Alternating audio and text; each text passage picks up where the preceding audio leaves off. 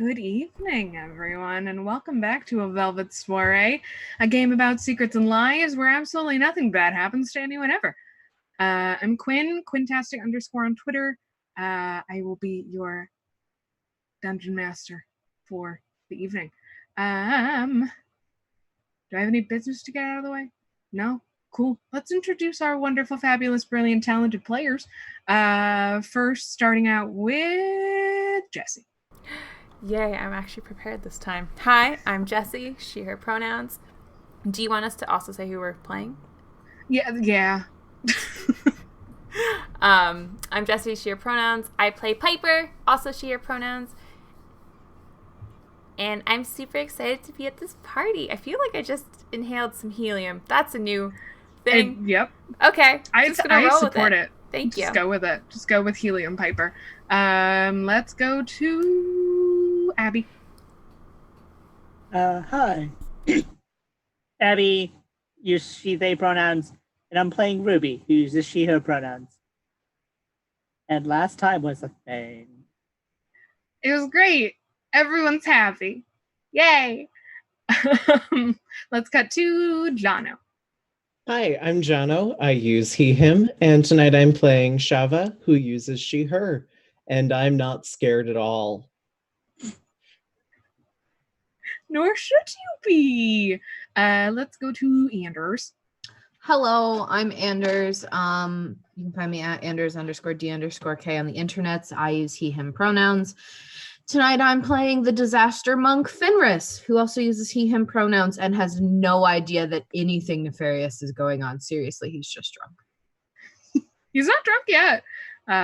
He's getting there. He's getting there. Oh yeah. We need to do con saves probably soon. And last but certainly not least, Camille.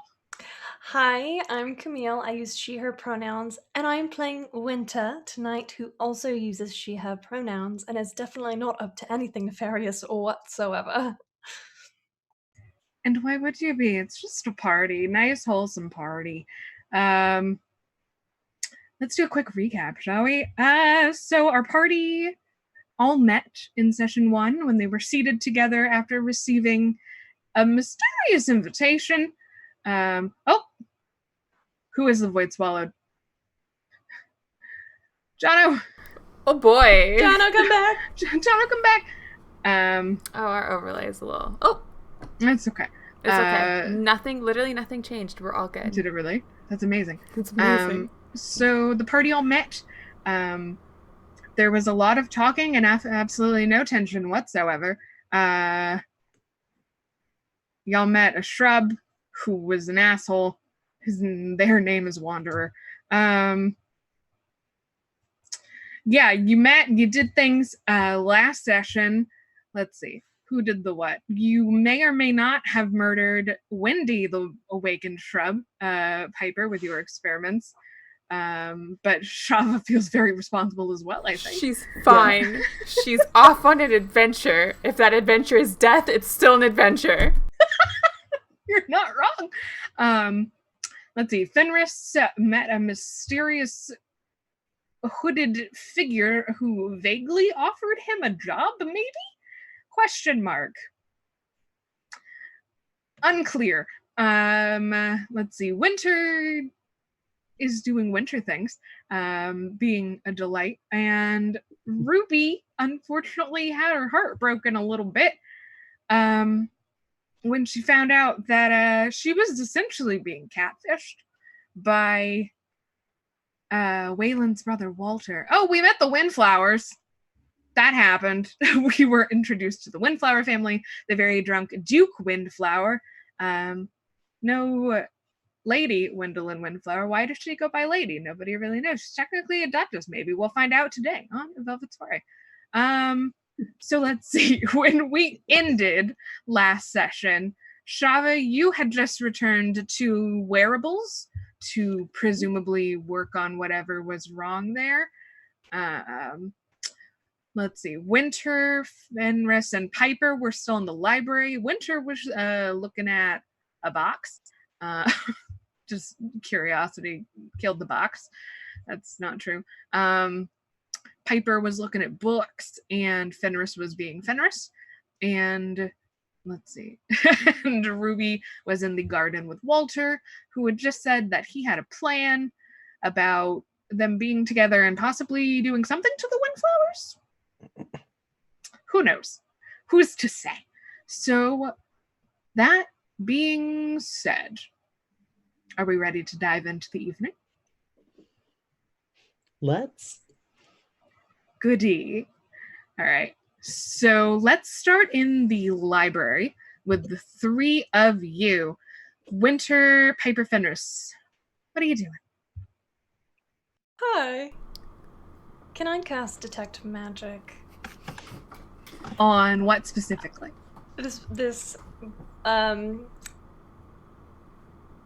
So first, I would like to spend a sorcery point to use Subtle Spell. Okay. And the second thing is I would like to cast Detect Magic specifically on the barrier around this item. Okay. So you spend 10 minutes doing that. I'm going to cast it as an action. Oh, okay. So you spend an action doing that, and it's magic. The magical barrier is magic. Yeah, what do you... I would like to determine what it would take to bring this down. Okay. Roll me Arcana. Happily. Now, when you say bring this down, do you mean the library? Yes, the library. Whole thing. That's gonna be a 23, friends.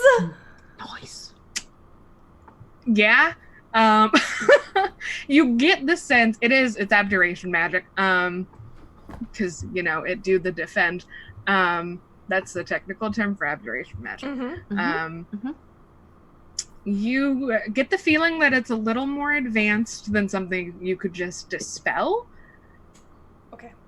But maybe with more than one person you could dispel it. Okay. Good to know. Good to know. Thank you. That is all. And then I will walk away to the ballroom to find Waylon. Okay. Since I am now, everyone has left me alone. We're there. Are we here? Yeah, y'all are like it's big, same... but you're all in vaguely the same space. Before I go, then I will cast a message to my friends who are nearby, Piper and Fenris. Oh, I'll be on the dance floor if you need me. Toodaloo. You will remember you saw Waylon going off towards the gardens. I did. But he's supposed to meet me on the dance floor. That's right. I remember that. Yikes. Okay. So you go off that way. Piper, what are you up to? I think I was looking at books. Were you looking for anything in particular? Remind me. I think I was just looking at, I wanted to find a book that could, explain the mechanics behind the constructs, because they're super fascinating and really complicated. Okay. Roll me... I think you did too. Roll me a fresh investigation check. Okay. Oh, you know what? I've got this. I have D&D. Nope. Come on, roll 20. Didn't it burn you last time? Yes, it did. Let's see if it burns me. Yep, it burned me. I'm going to stop using roll 20. Got a 10. Got a sweet 10. And I'm going to pull out my actual physical dice now. Okay, so you're looking at what you can see of the books being a small gnome. Very small. Very small. You get the sense, you pull a couple off the shelves and maybe nothing opens. You get the sense that most of them are decorative or antiques. There's nothing super informative especially about the constructs. There's some history books. It's the bottom shelves are kind of where they're pretty books, but it's not as pretty as where the quote unquote main baseline eye level would be. Unfortunately. You pick one up that has some cool pictures in it of some older constructs. that you would have studied already and are like old tech. But other than that, that I already know, then Yeah. would be like, ooh, and I'd put it back. And yeah, history. I'm gonna wander over to Fenris then. So like randomly pulling books down from the bookshelves and like flipping through them and putting them in spots that they did not belong. You know? Something that would make librarians absolutely crazy. And people who go to libraries absolutely crazy. I hate myself, but I'm gonna do it anyways.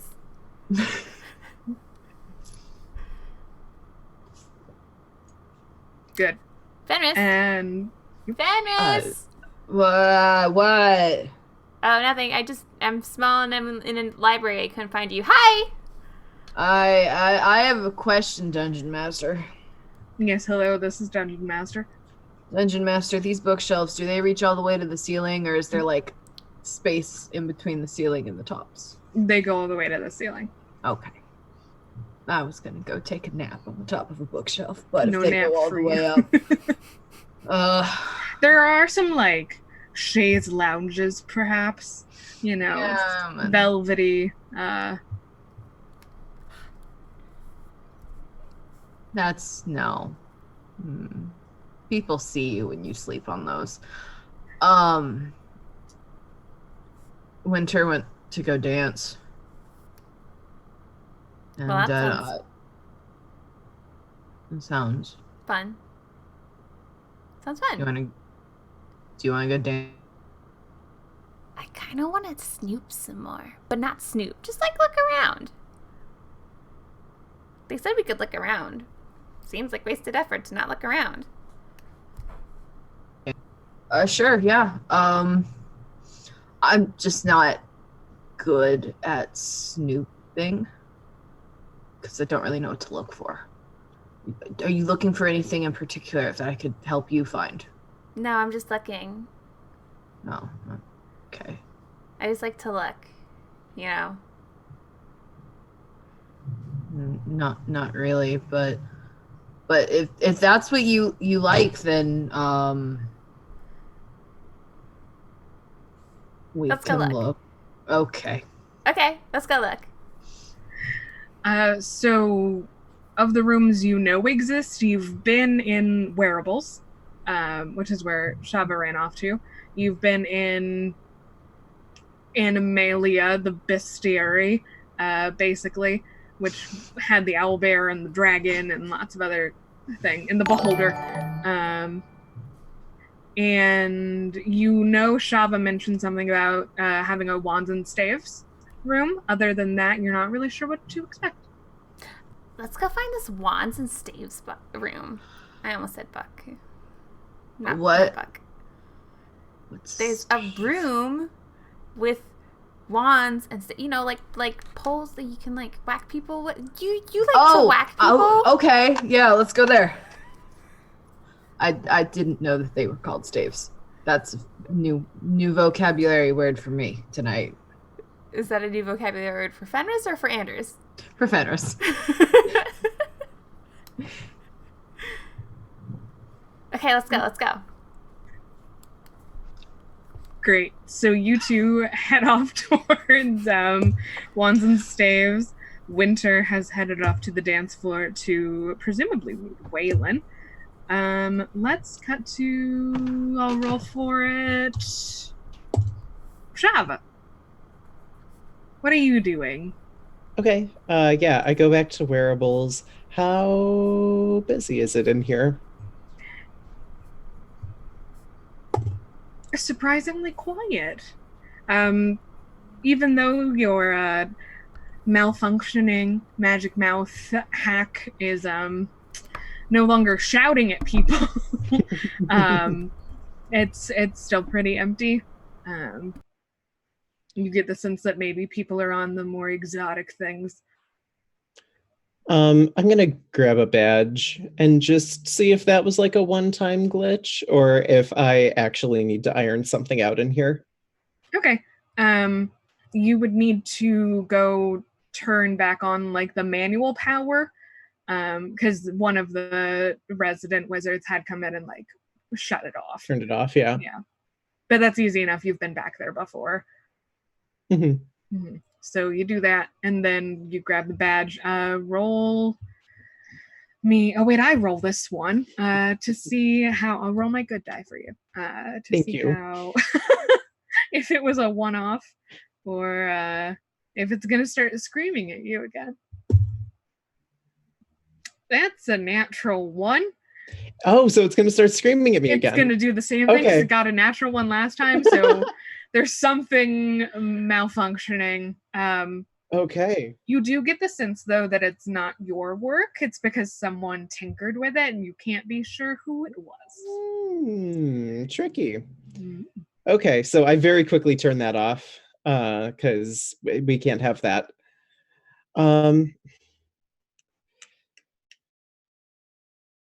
Okay, so I'm just going to be standing a little. I don't think I'm actively hiding, but just a little out of the way.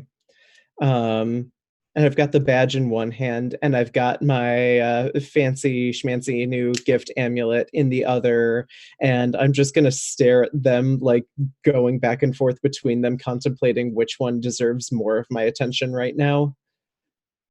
And that probably takes a good 6 or 7 minutes, realistically. And I think ultimately I'm going to go with no. Why would I make a decision when I have dice in front of me? I'm going to go for the badge. Okay. And I'm going to see, just poke around under the hood for a second, see what needs attention and if there's anything that I can do for it in this instant. Okay. Roll me Arcana. Yeah.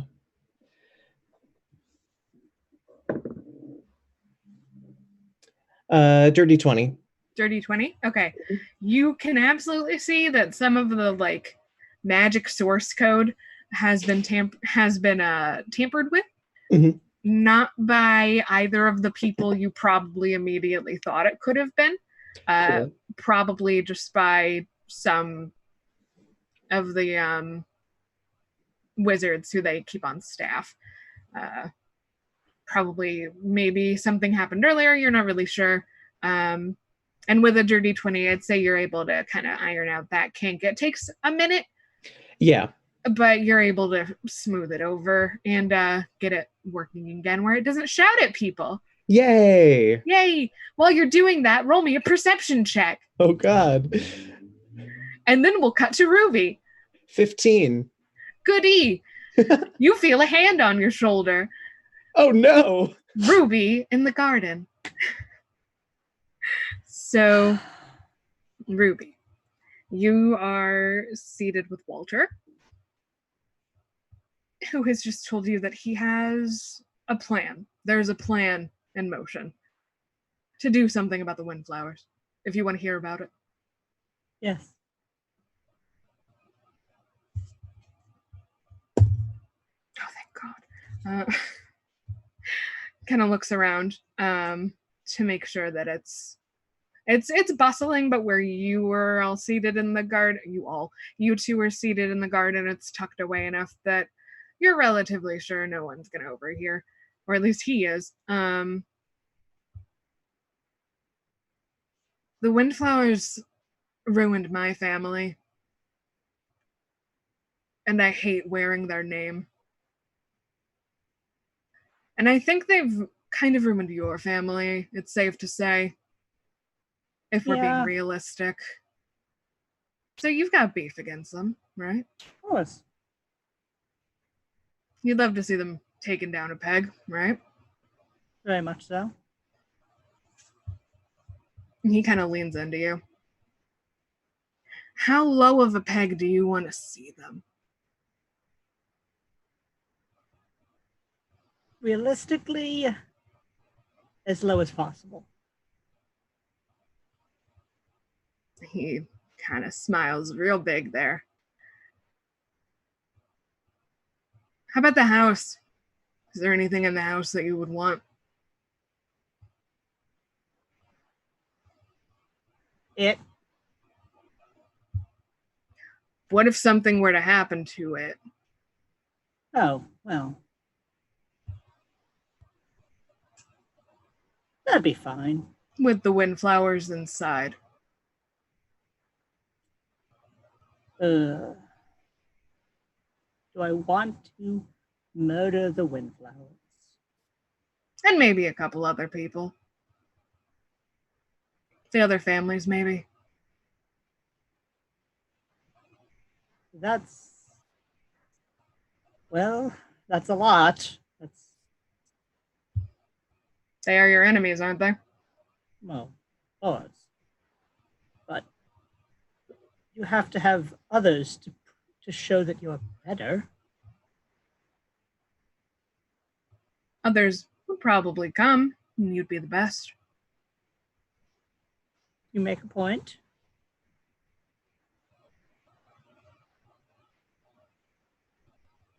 There's a plan already to maybe have something like that happen.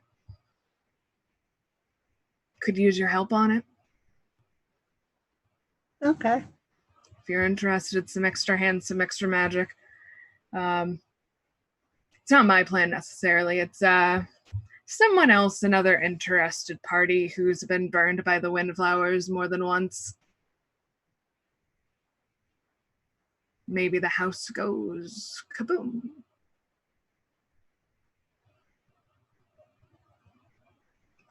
Tonight. And if you still would be interested in me, maybe we could go somewhere after. Perhaps that that is a very large. Yeah. I do.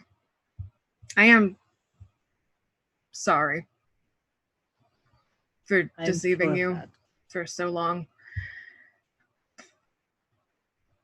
But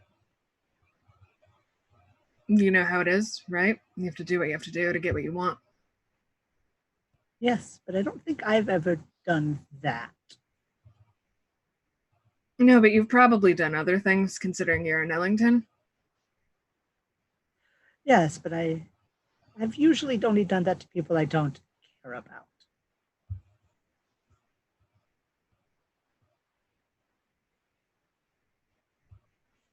But a fair point, nonetheless. He just kind of looks around again. We'll have to talk more later, but be ready to run, maybe. Afterwards. Not home immediately. It is convenient that the Ellingtons weren't invited, though. You can't exactly be implicated or Not at all. eliminated. True. Very. Maybe you should take a look at the rooms, maybe, and if there's something nice you want, pick it out for yourself, and I can arrange that. Maybe. I am curious what they have. It'd be an unfortunate collection to lose, but fuck it. Fuck them. Fuck them. Winter.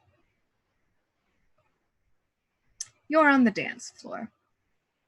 It's not quite a dance floor yet. There is music, of course, but it's mostly people milling around with their cocktails, talking and hanging out. Do I recognize anyone? You'd see a lot of familiar faces from the houses, and they would acknowledge you probably, but they're all involved in the schmoozing, and whatnot. So, it's like a polite nod. Maybe no one would really try to stop you necessarily. I give them all a polite nod in response. Maybe a little wave for the ones that I like the best. Mm-hmm. You see one woman, one Goliath woman with her younger child, and he kind of waves really big at you. Hi, Winter. Hi. And you recall probably having healed them or helped their family at some point.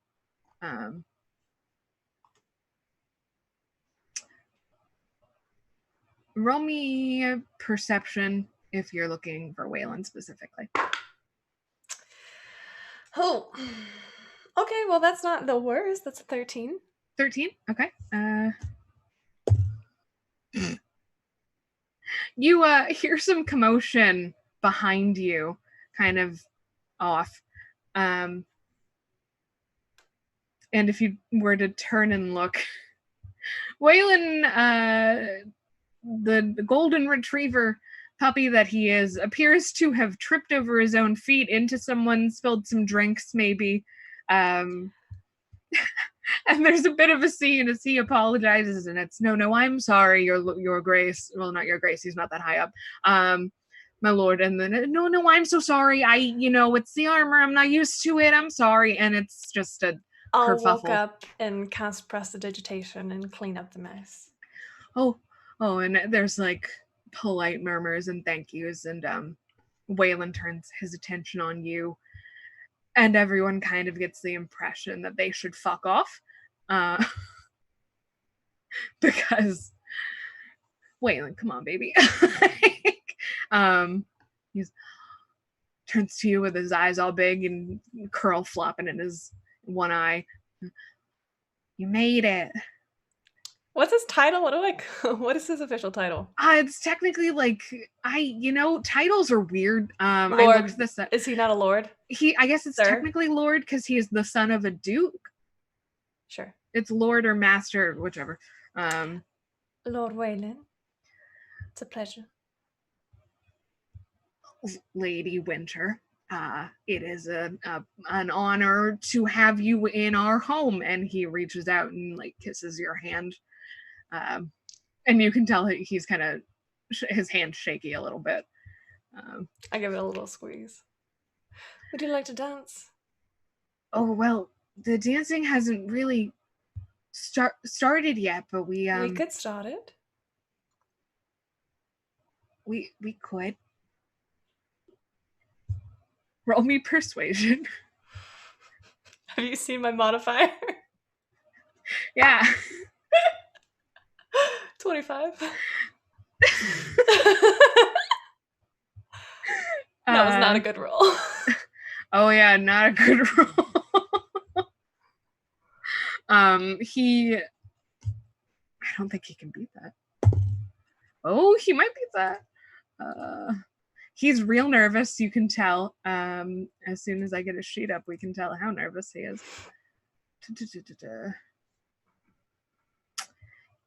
Don't you want to show everyone how much of a leader you are? Well, geez, and you can see blush creeping into his white cheeks.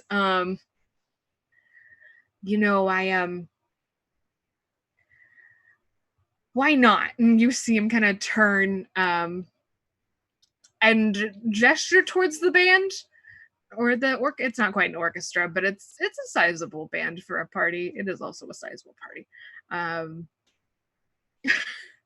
They don't notice him, I don't think. Nope. They don't notice him because you're a distance away. I'll cast a message to them. What do you say? The Lord Waylon would like some dancing music, please. You hear like a sour note in the violin. For a second, you appear to have startled whoever you've messaged. Very, very good. Then I suppose you hear in reply,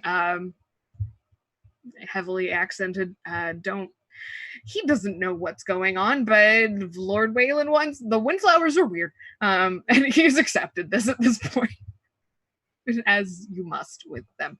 So some music picks up, and I have to decide if music will actually pick up, if I can remember what these tracks are.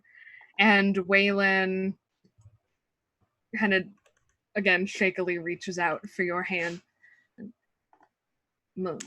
If I may, m'lady. Of course. Great. And he takes your hand as Quinn looks for music. Da-da-da. That's not good dance music. I will do my best to not make it look like I'm guiding him, but do my best to help kind of ease his poor sweet nerves. He's so anxious.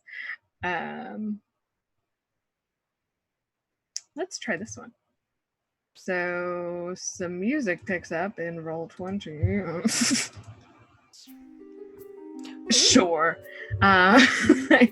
So it's not quite a grand waltz, but there is some music there, and you roll performance for me. Okay.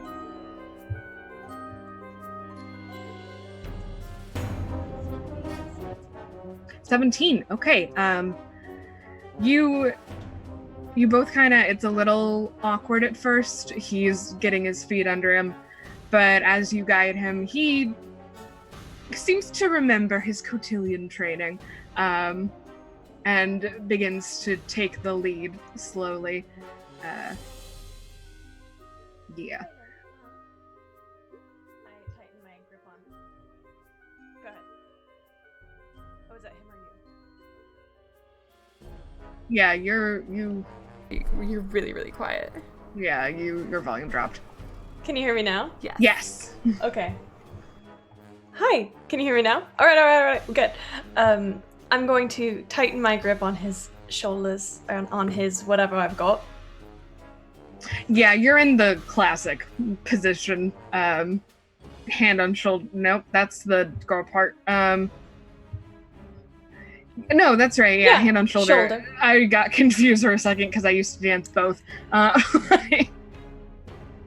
you noticed a certain member of the Ellington family here tonight? The Ellingtons aren't invited. Of course they aren't. I must have been mistaken. Why? Did you see an Ellington here?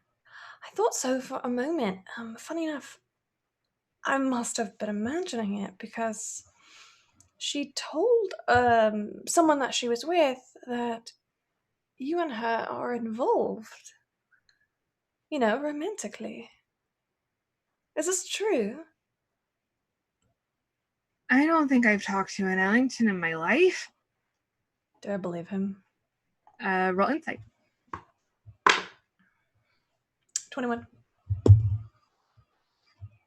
Yeah, he is telling the truth. He cannot remember meeting an Ellington at all in his life.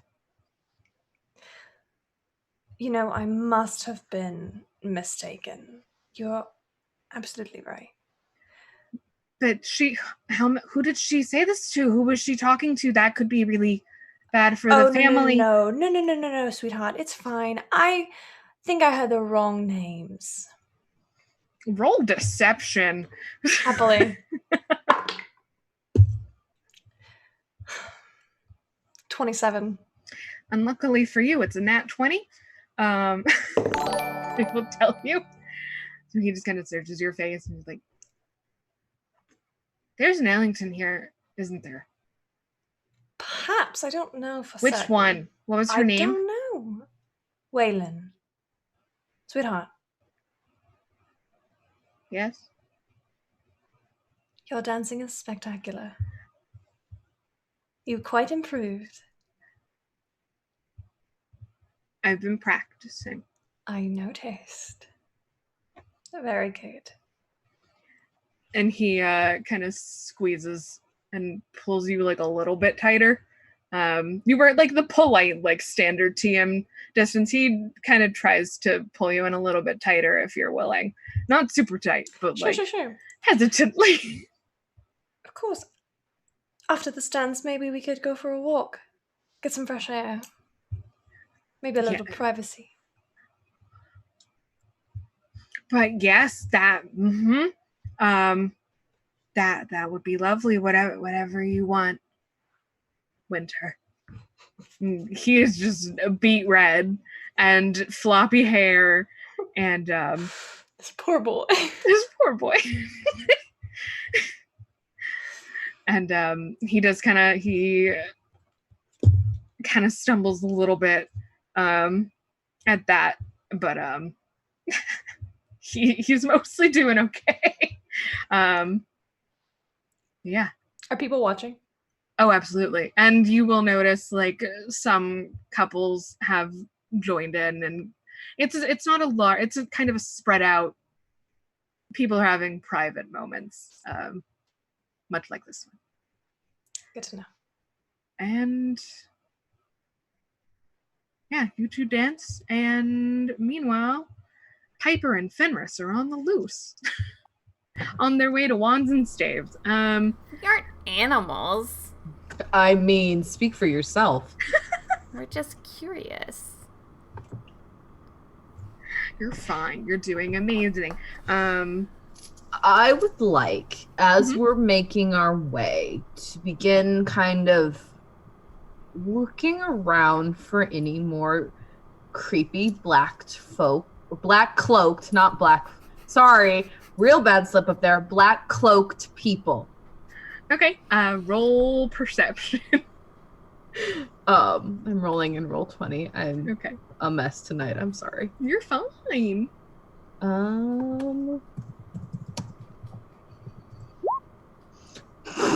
That's a 7 plus 1. That's an 8. Just 8. avoid roll 20.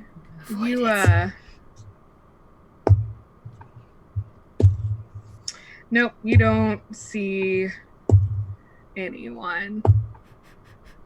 Is that the sound of you rolling dice? No. Not at all. You don't They see probably anyone. have stealth bonuses of like +8, so it doesn't matter what you roll, but okay. And there you do notice that like there's plenty of light, but there's also plenty of shadow. Yeah. I want to go stand in a shadow, just like visibly put myself in it. Do I run into anyone? You head toward the shadow. And before you can get into it, when your face is like right near it, you hear, "See, you're back."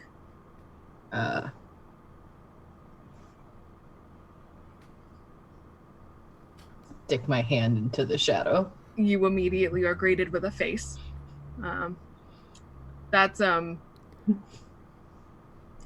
step into my office, Mr. Fenris. Oh, okay. Did I miss this? Did you separate from me?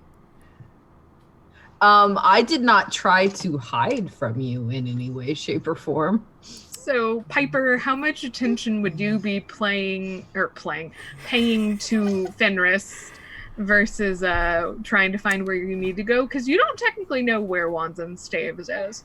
I feel like I'd be chattering and walking, and at some point I would turn around and be like, right?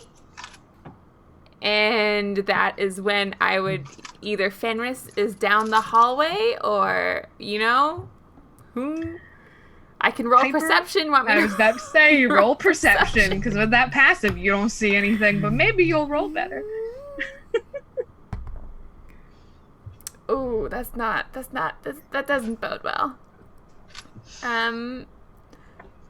Quickly. Yeah, that's a 10. I am walking and talking to myself, and I turn around. Fenris? You don't see him. Where? But Fenris, roll perception to see if you hear Piper. Okay.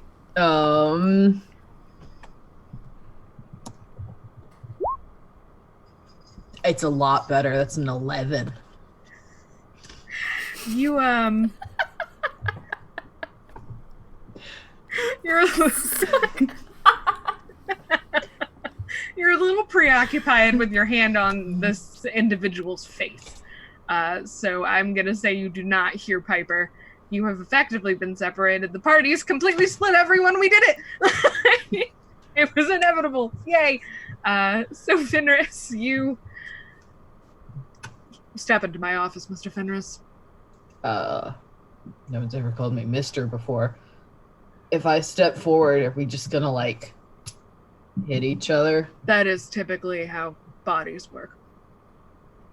And a hand kind of reaches out and grabs your elbow and not aggressively but forcefully kind of moves you into the shadow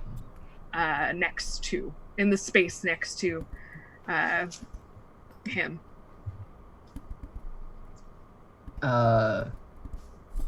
You come here often? What are you poking around for? Not poking around. Piper likes to look for things, so I thought I'd look for something that I could notice. Piper sneezes in the distance. Roll deception to amuse me. It wasn't really deception. Wasn't it?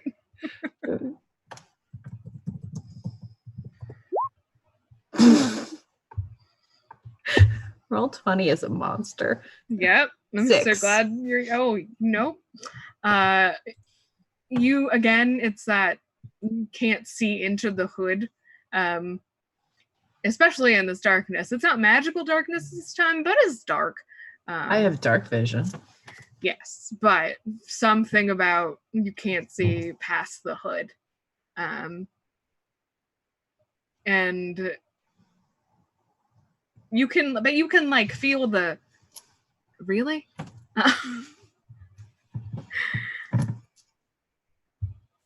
Mr. Fenris, do you know who we are? Nope. As a monk, I assumed you would. Interesting. Let's clarify something, because monk implies a lot, and I just hit things real good. That's literally it. You undersell yourself.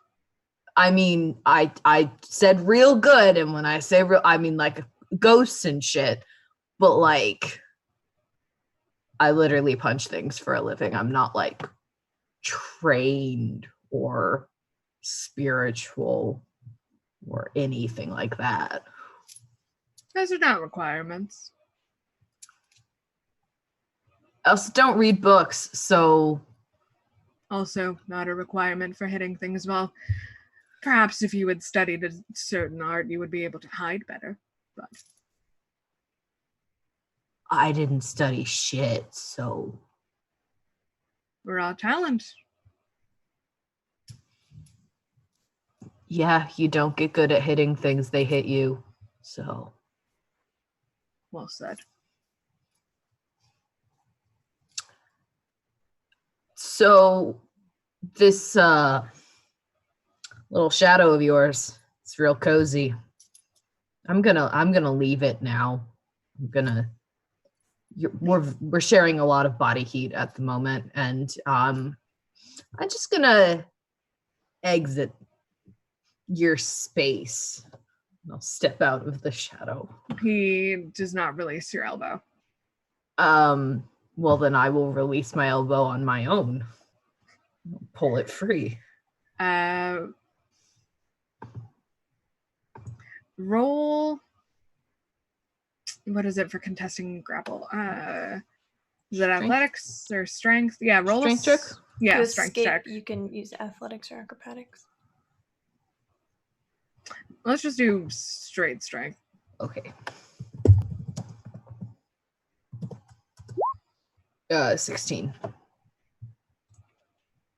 Yeah, you managed to wrench your elbow out of his grasp. Think about whether you protect or defend, Mr. Fenris. Aren't those the same thing? They are, and your DM gets words good sometimes. It's a Tuesday. Think about whether you help or hurt, Mr. Fenris. I mean, that's like real pointed philosophy stuff. Who And are these people to you? who are which people? He kind of gestures. Well, yeah. Are you still in the shadow, or did you? I stepped out. I pulled out. Okay, you would not see the gesture that you. Anyone, all of them, the windflowers, the wealthy. Who are they to you? Easy marks. People who buy things for inordinate prices if you tell them that it's illegal for them to have them. So, people with lots of money that need to give it to people who need it more. And in order to spread that wealth, for the record, it looks like you're just talking to yourself into a shadow. That's fine. I didn't think that would change anything, but I also probably have a liquor bottle in one hand. Yes. I think I brought it with me. You did. So, you did. So are these people you would protect or hurt? I mean, I don't care about any of these people either way. As if they have pocketbooks and they want to buy our goods, then I'm happy to keep them happy. But that's not really my expertise. I just go where I'm told. Help or hurt, Mr. Fenris? Consider.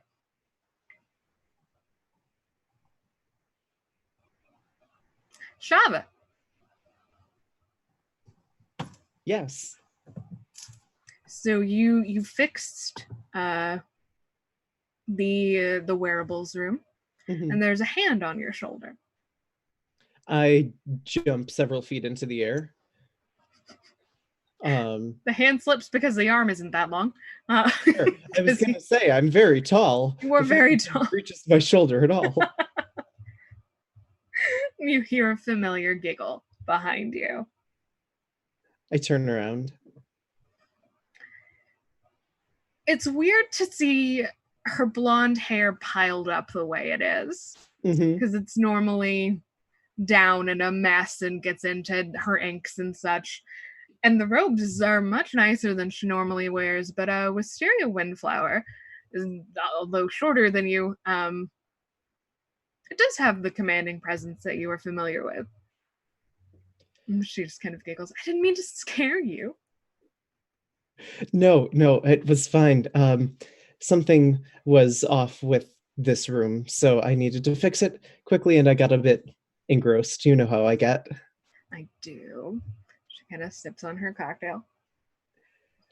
You look lovely. Oh, this old thing.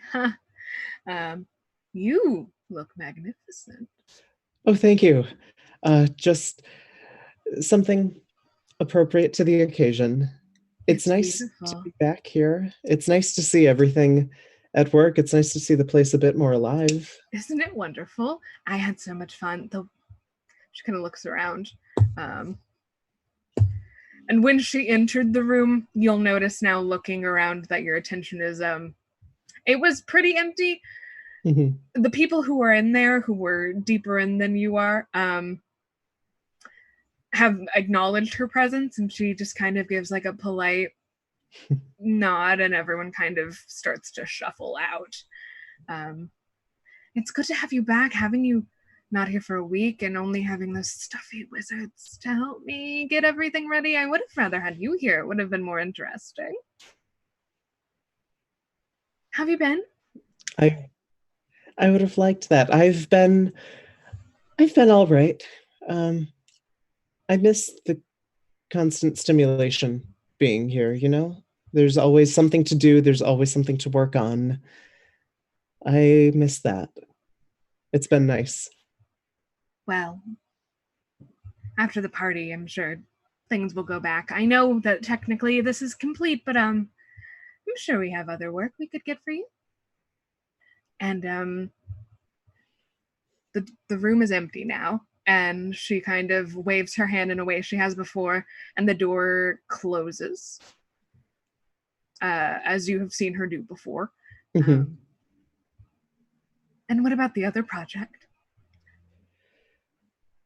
Progress has been made. It's there hasn't been much since the last time I tried. Frankly, I'm a bit scared to try it again, but especially without having anyone of your caliber to continue working on it with. Oh, stop. I'd love to see it. Maybe not here, maybe not right now, but I'd love to see what you've got. Did you bring any of the plans with you? Yes, I've got some of them in my bag. I'd be happy to try it again. We might have to do that. I would like that. Do you have to go around and see people and be all hosty, or can you stay for a bit? Oh, darling, we're windflowers. We can do whatever we please. And her eyes fall on that gift that you received. Yes, yes, indeed. Which is back around my neck now. Mm-hmm. What's that? That's new. Where did you get that? You know, I've been pondering that question for the last several hours. It was a gift. Well, it seemed as if I was led to believe that it was from you, and it clearly is not. And given how it works, I am. What do you mean, glad. how it works?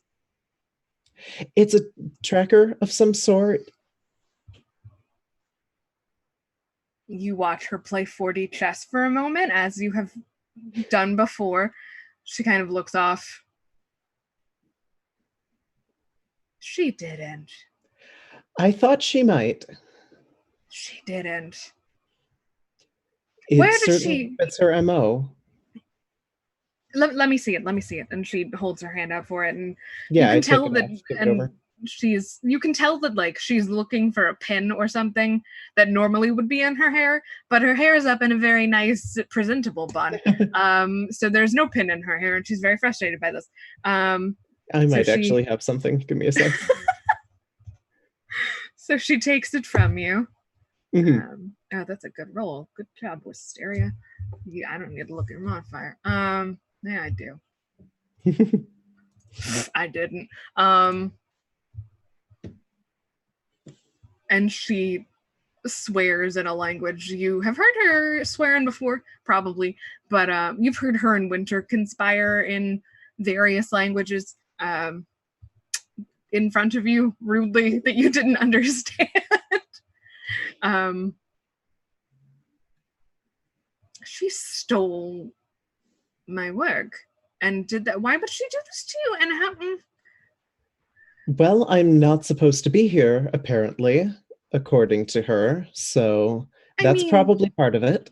You didn't receive my invitation? Oh, I did. But according to her, I very specifically was not supposed to be here.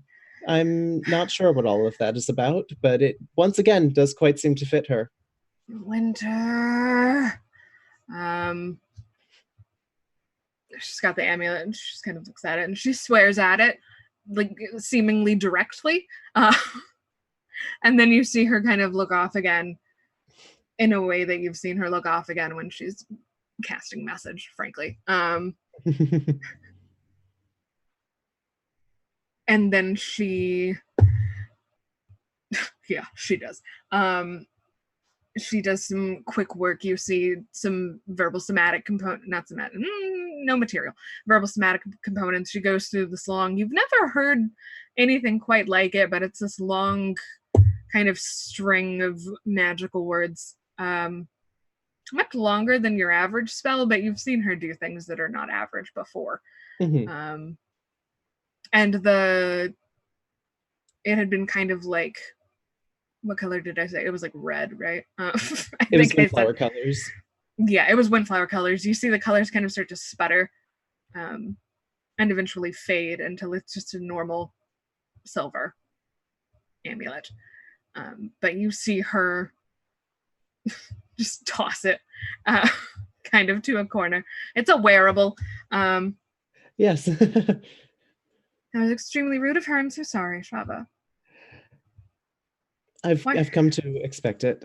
I'm Well, glad it wasn't you. Why would I do such a thing? No, of course. I just it was very much presented to me as if it was a gift from you, and I got confused. I hate it when she impersonates me. Wait. How did she? She was with me. Oh, when did she come down and see you? She didn't. It was brought to me via one of your servants. I heard her voice in my head, and that also confused me. But I'm not surprised by her anymore.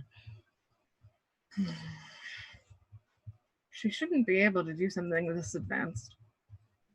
I hadn't finished it. It's peculiar. I'll deal with her later. I'm just gonna go through my bag really quick and make sure that my notes are still there, because reasons. Just making sure. Yeah, everything as it should be in your bag. Cool.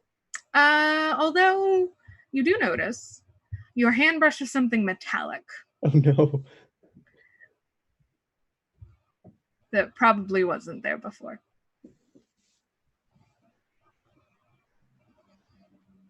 And I think you can guess what it is. Your favorite mechanical arachnid. Oh, good.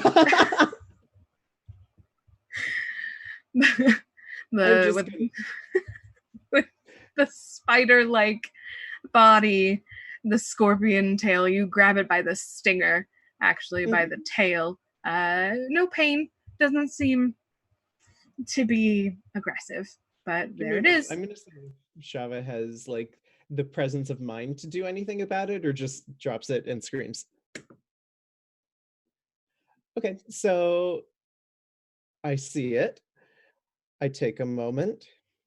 I place it very gently on the ground, and I say to Wisteria, would you like to go anywhere that is not here right now? Because this thing creeps me out. What is that? Yes, there were several in the carriage on the way here, and they are too small for the amount of legs that they have, and I do not like them. What carriage? The carriage? Larger than it probably should be, given my height. Robed horseman, couldn't really see his face. Illusory window, very suspicious if I was a suspicious person. You can tell by her face that she has no idea what you're talking about. Perhaps we will uncover this mystery together. Several mysteries tonight, apparently. My brothers have run off somewhere, and I managed to lose Winter finally. She's probably looking for me, but that's fine. She can look all she wants. She won't find me. And she kind of pulls out a chain with an amulet you've seen before. And she tucks it back in. Even though the door is closed, she looks around conspiratorially and leans in. You know that big project that I've been working on? I do, yes. How is that? It's ready. Oh. It's done. I want to show it to you. I would love that. I know I haven't told you a lot about it, but I didn't want to jinx it. And I need your help with the finishing touch. All right. What do you need? Well, it's maybe a little uncouth to talk about it in public. Maybe we can find somewhere private to slip into. Upstairs, maybe. My chambers. Yes. Yes. Good. We can do that. Good. Everything's ready. Everything's ready for you, for this. It's been a long time in the works, and I think it's finally. Shava, we're going to have so much power when we're done. Shava like trips standing up and I think accidentally steps on the arachnid, just out of awkwardness. You hear a satisfying crunch beneath you as your foe has been defeated. And her eyes are just so wide, and she grabs your hand, waves the other one, and the door kind of bangs open and starts to drag you along. I follow. Ruby, you're still with Walter, who has proposed, in not so subtle terms, blowing up the Windflower House, with people inside of it. And he's just kind of sitting there awkwardly, because Walter is the most awkward half-elf ever imagined. Oh. And he's just kind of glancing sidelong at you and waiting to see what you'll do.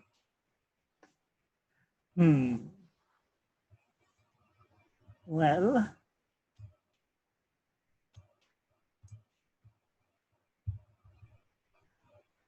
she looks and goes, "Wait, what are you still doing here? I thought you had to go do something." Technically, I'm supposed to mingle, but I could sit here a while. If you like. I can go if you'd rather. What are you? What am I? You're not a wizard. What are you?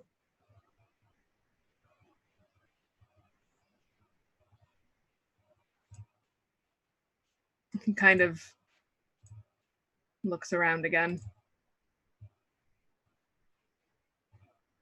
And he reaches out and very gently places a hand on top of yours, and you realize it is ice cold. Roll me Arcana to see if you know why. Yeah, what is my Arcana score? Okay, that's not.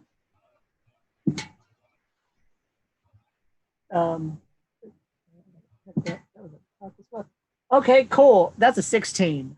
16. You recall reading in your copious studies, you recall reading something about types of magic, people who are born with types of magic that cause them to be a little less attached to this plane and maybe more to something darker. And Walter just kind of realizes how awkward it is and takes his hand back. And I believe I'm a sorcerer. That's what you're called when you're born with it, right? I think so. Oh, yeah, I believe. And yes. You're not quite one yourself, you said. Not quite. So what are you?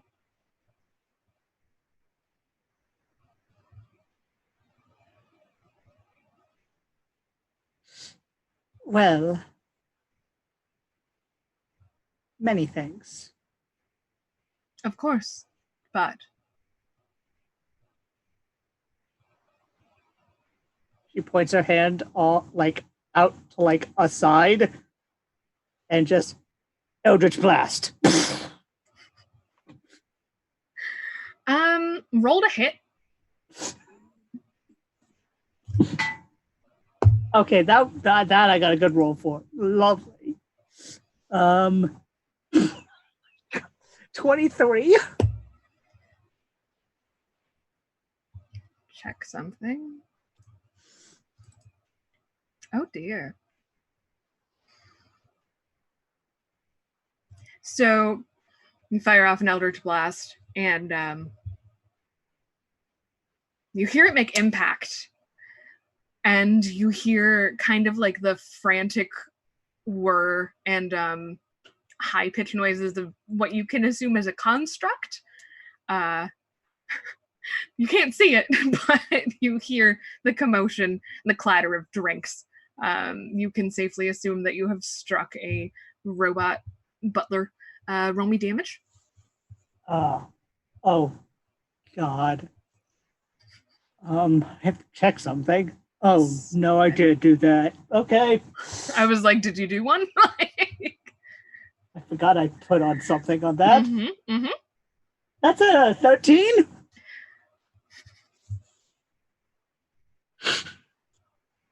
You hear a great commotion, and you do see one or two more of the larger constructs like you had seen come to the table before to vaguely discipline Fenris. You see one or two of them kind of rush by. You can assume something's happening over there. So you're really not being listened in on. And Walter just kind of, his eyes go wide. And, who is it? What type are you? Um, And why lie about it? Why not? That's valid. And she like holds back the hair. There's a reason why I have scales.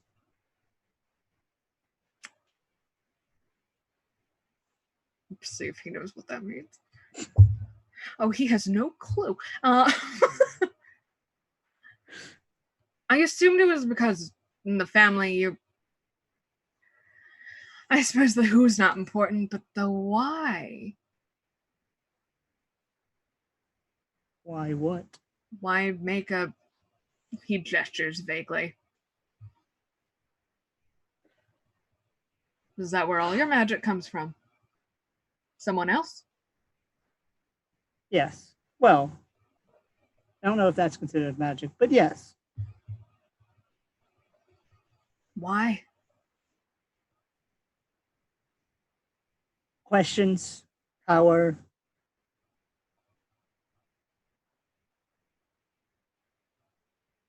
I am the last child of the second noble house. I am considered to be basically nothing. I have no power.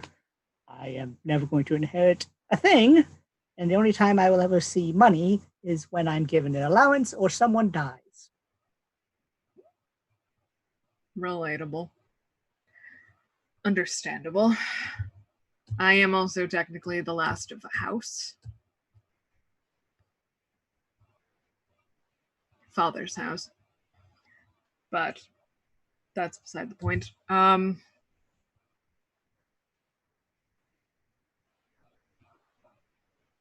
What did you trade for it? I don't know.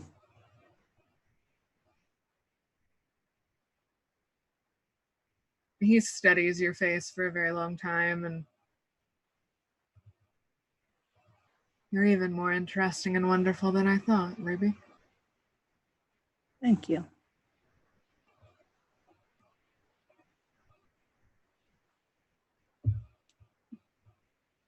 And you lapse into a pleasant silence. Meanwhile, inside, Winter and Waylon are still dancing. There are more couples now, kind of joining in like this more casual dance. Look what you've started, dear. No, you started it. I didn't do anything in his hair. The boy needs a haircut. But you... So who invited you?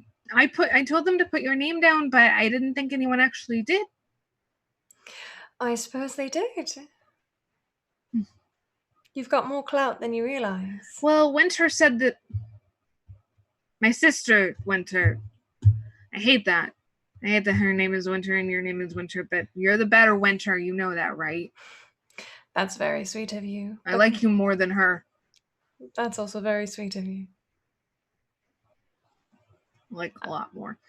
But Winter said that you shouldn't be here. Why ever not? I don't know. Winter things. What does that mean? Winter doesn't like strangers. I see that. Winter probably read some letters, knowing her. Well, I'm here, so no need to worry. You are here, and you look so magnificent. You're too kind. No, you are. He just kind of ducks his head, curly hair flopping all over the place.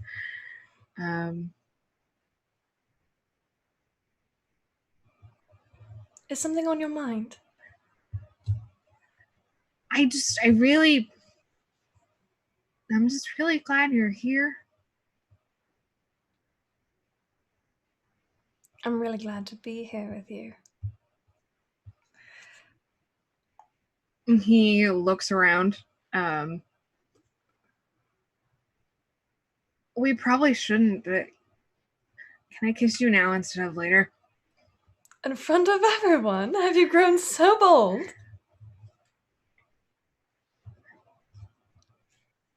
I am to go off and be a noble paladin. That you are. I need to. Yes, I haven't, but I will, and I should practice. So yes. You're going to practice kissing other girls with me? Is that what No. you're trying to say? No. And he kind of stumbles a little bit in the dance. That's not what I'm saying at all. I mean the being bold part, because you said I was being bold, and it was bold, and it's a bold. Can I kiss you? Yes. Gonna roll performance for him. Oh God. Because he also has never had. Have you guys kissed before? You haven't kissed before, I don't think. You told me we had. Oh, never mind. It's not his first kiss. Just kidding. DM has lots of brain cells missing. Roll performance. Me? Yep. Oh God. Natural 20. That's the dumbest natural 20 I've ever rolled. So did he, though. So would you like to describe it? No. I'll let you do it. Illustrates Dungeon Master. Okay. So he kind of, you can tell that he has been waiting for this moment since he learned that you were here, and he kind of closes the gap between you two and goes in for like a movie kiss. You're probably not sure at first if he's gonna stick the landing, but like you're there ready. Also, you're good at this, and it is a spectacular kiss. It's probably the greatest kiss that you have ever had in recent memory. I am amazed. And he'll kind of pull back and kind of shake his head a little and go, how was that? That was Camille, not Winter.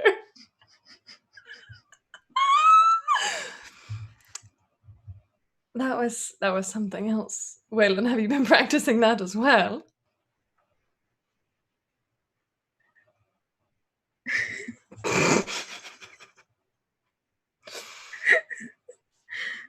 Sorry.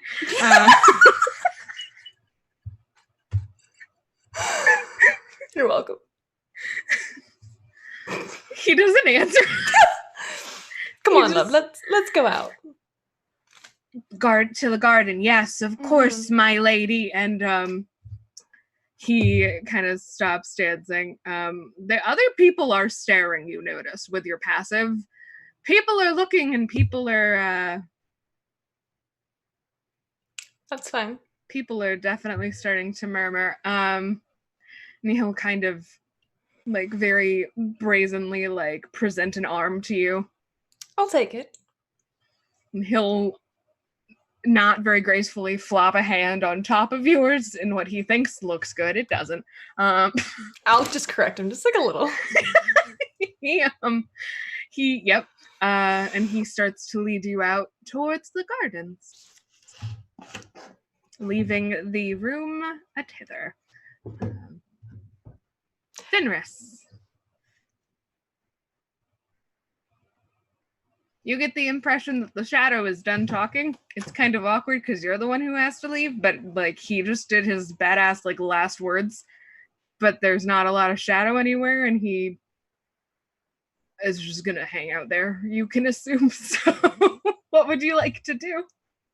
I'm going to stand there and just like awkwardly look at him for like 2 minutes just to make his life hard because you don't hear a response. Sorry. Except that you hear that from a construct whirring past you. I think Piper touched something, so I'm just gonna go keep the small gnome from killing us all by exploding something, and I'm just gonna see you later, Shadow Man.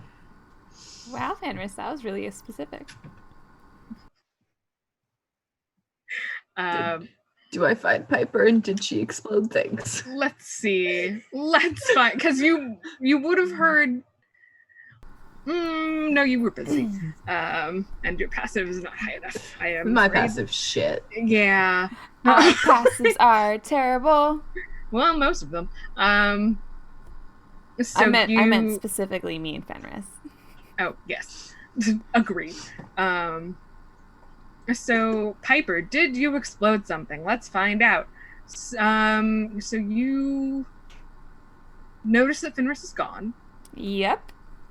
Do you keep going towards trying to find wands and staves? What would you like to do? I feel like I would have gone looking for my buddy. Okay. Roll. I would have been like, Fenris! Fenris! You're right behind me, now you're not. Someone from behind kind of bumps into you. Oh, jeez. Oh. Miss Holbonk. And it's the halfling. Oh, hi! I'm so glad I ran into you. I'm so sorry that I ran into you. Are you enjoying the party? Yes, there were lots of bubblies, but now we're exploring. Or I was exploring with my friend, but he was right behind me, and he's not there anymore. By the way, what's your name? Oh, and he kind of tried, like, he's in what's very much like a hand-me-down looking kind of suit. It doesn't quite fit right, and it's got some, like, you can tell there's wear and tear to it. Kind of puffs up as much as he can, scrawny little self can. And my name is Vance. Did the business card not work? It's really colorful. It didn't work, did it? But I couldn't really read any of the text. Maybe it was just your font choice. It's okay. Fonts are really hard. Didn't work. And he just kind of pouts for a little bit. But it's okay. It's really on its way to being a fantastical business card. And it definitely leaves an impression. As long as you leave your name while you give the business card to someone. Yeah, Vance, were you still interested in maybe that project? Yeah. He kind of looks around, and you're in like a busy, it's a wide hallway, and you are both smaller creatures than a lot of the people here. You see other gnomes and halflings, but like, it's mostly the tall TM. And he kind of tries such is life. He kind of tries to guide you off to one side, not into a shadow, but to like a side of the corridor. Oh, this is a good idea. Sometimes I get stepped on and it's not fun. Right? I hate it, especially when it's like someone really tall. Yeah. I like Shava a lot, but sometimes I'm a little concerned. She's very, very big. Who's Shava? She's a friend. Okay. Cool. So this project, Miss Volpunk, I'm fairly familiar with your work, I think. How do you feel about explosions? I mean, sometimes my workshop explodes a bit. It's all part of the creative process. But also, making explosions is a lot of fun. Wait, what are we exploding? I don't really know yet. The boss hasn't really told me yet. Do you think it's fireworks? I thought it was fireworks too, maybe. That's why he would have someone magical instead of someone who can just, like, make something go fire. I hope it's fireworks. So maybe we get to, like, magic that. It would be an honor to work with you. And he's kind of tugging at his suit still. Please, I'm just a little gnome. I mean, I'm a big gnome. I mean, thank you. It will be such an honor to blow things up with you. Absolutely. Let's go blow things up. I'm thinking, if the fireworks exploded and there was like a dragon, or like, did you see the owl bear in the other room? No, there's an owl bear here? There's an owl bear. I mean, it's a dead owl bear, which makes me really sad. That's sad. But it's really pretty. Oh my god, I may have to go see that. I know the boss told me, he said when the waltz starts, there's supposed to be like a big waltz or something, I think. He told me to meet him in the gardens during that. So do you want to meet me in the gardens when the waltz starts? Okay. The waltz cool. is the fancy dance, right? Yeah, they'll probably... I've been to, like, one of these before. I don't remember if I've been to one before, but I assume if I were a DM and I knew how waltz scenes worked, that there would be, like, a big chime and then, like, big music, and then, like, everyone would come and there would be dancing and, like, probably weird, like, political talking or something. I don't know. Tall people stuff. Political talking is so boring. But if my fireworks go off with a bang, then maybe people will be interested in the Voltbonk name, and I could get a lot of business. Yes, this is really good. Mm-hmm. Sorry, but I was... Yes. No, you're good. Yeah, so meet me during when the waltz starts. Meet me in the garden. Do you know how to get to the garden? Because I don't. We'll find it. We'll find it. I mean, It's a garden. I could ask one of the shrubs or the ferns or the plants. Exactly. Yeah. Yeah. Or one of the really cool constructs. Have you seen the constructs? How do they work? I've been trying to figure out how it works. It's really complicated. It's not any normal magic. I bet it's some like windflower magic because they're like super magic-y, right? I know. I was trying to look for books in their library, but they just have history books. Maybe I'm not looking in the right book. They'd probably... He looks around again conspiratorially. They're probably upstairs because I hear that Wisteria is like super wizard, but not an artificer, but like she did a pretty good job with the place, I think. Yes, for sure. Do you think we're allowed upstairs, or is upstairs a no-go?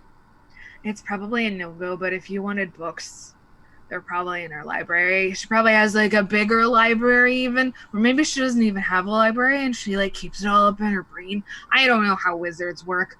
I got kicked out of school. But yeah, meet me in the library, not the library, where the garden. Meet me in the garden. Okay. When the waltz starts. Yeah. And then he bolts off into the crowd in true Vance fashion. I'm so glad I got his name. Vance. And Fenris, you're looking for paper? Yep. I'd say that conversation's long enough and time is an illusion, but like timelines would line up. You would probably be able to find Piper by this point. The crowd around where she is thinned out a bit. And she's small. and you have been looking for Small.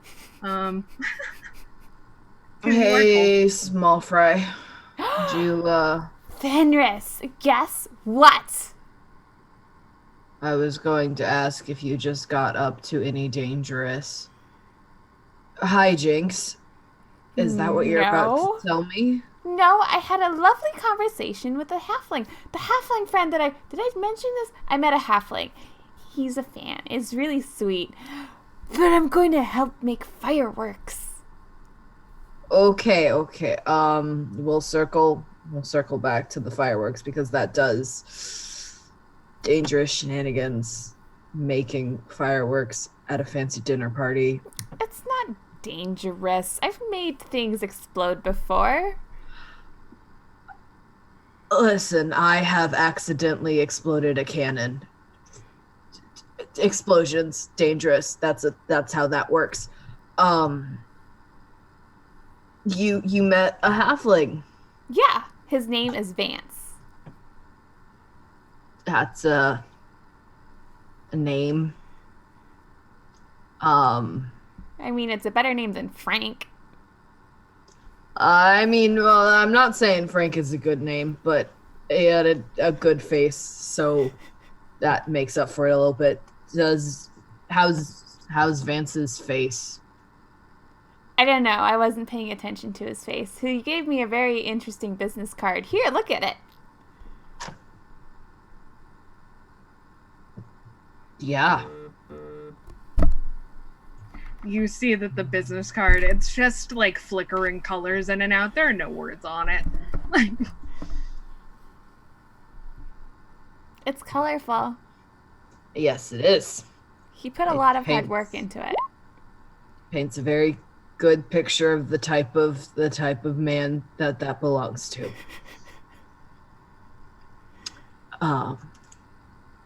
So fireworks, when's that happening? He said that we should meet in the garden right before the waltz. Wait. Yeah. Yes. Are there any shadows watching us? I looked down at my own shadow. But aside from that one. I don't think so. Is it a well-lit corridor? There are shadows in strange places. I mean, there's that shadow over there. Is that the shadow you're talking about? Sup? Alright, we're just gonna gently take Piper's hand if she'll let me and lead her away from the shadow okay. a little bit. Bye, shadow. Yeah, there's people in those. What? Real weird people living in shadows, talking about philosophy. It's a weird place. Have you been talking to shadow people?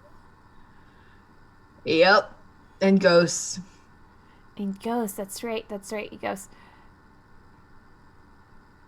Pretty sure the whole point of this party is to make everyone think I'm having hallucinations at this point. I don't say anything. I'm just gonna look at the bottle that you're still holding and look at you and just smile.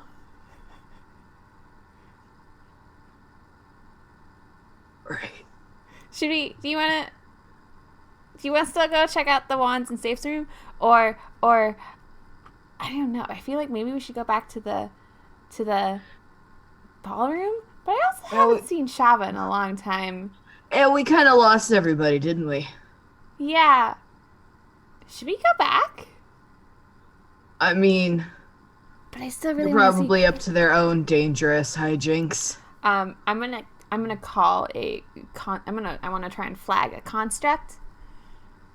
Okay, easily done. One, this one, it's one of the like real small ones, because they're like the small ones that are like ask me anything, and then there are the server ones, and then there are the big scary ones that Fenner's pissed off that one time, which I will not let go of, and it kind of zips over and it's like, yes, hello, how can I help? Hey, is there like a set schedule tonight, or is it just kind of like a woo, have fun, party? There's gonna be some songs at some point. To my knowledge, it's mostly a woo party, but like, is there like is there like a big waltz that's going to happen? Yeah, I think so. Let me see if I can remember in my programming. Yes, there is. There's like a big dance in her honor, in the lady's honor, and for you can somehow tell that the construct is nervous. It's like its first day on the job or something. It's very young. I'm going to take. What shape is it? What is it's like shape? It's like a little ball. Is it like a ball? I'm going to cup the ball and be like, "It's okay, friend." Well, and it kind of like jitters a little bit. It doesn't really know what to do. And I know just relax your circuits. Oh, okay, yeah. Dinner will be served at a point. It's kind of up to the human flowers.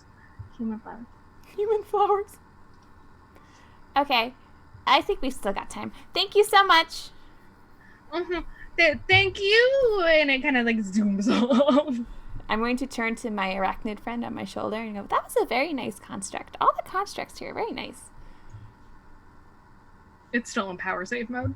I'm still going to talk to it. I'll occasionally talk to it. Okay, let's go check out. Maybe we should ask. I don't know where I'm going. Maybe we should ask Shava if she can show us to the wands and staves room. I still really want to see the wands. I think it's the type of room where we're allowed to touch things. I mean, I won't tell if you don't.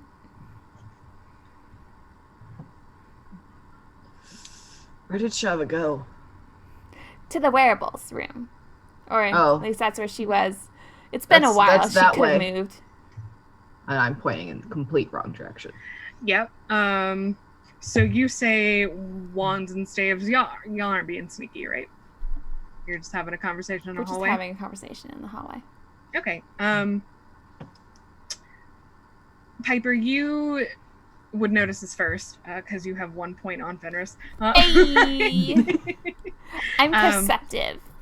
Someone, an elf, very, very well-dressed, robes, kind of stops and says, "Are you looking for the wands and staves room?" Yes. How did you know? I heard you yelling wands and staves. Oh.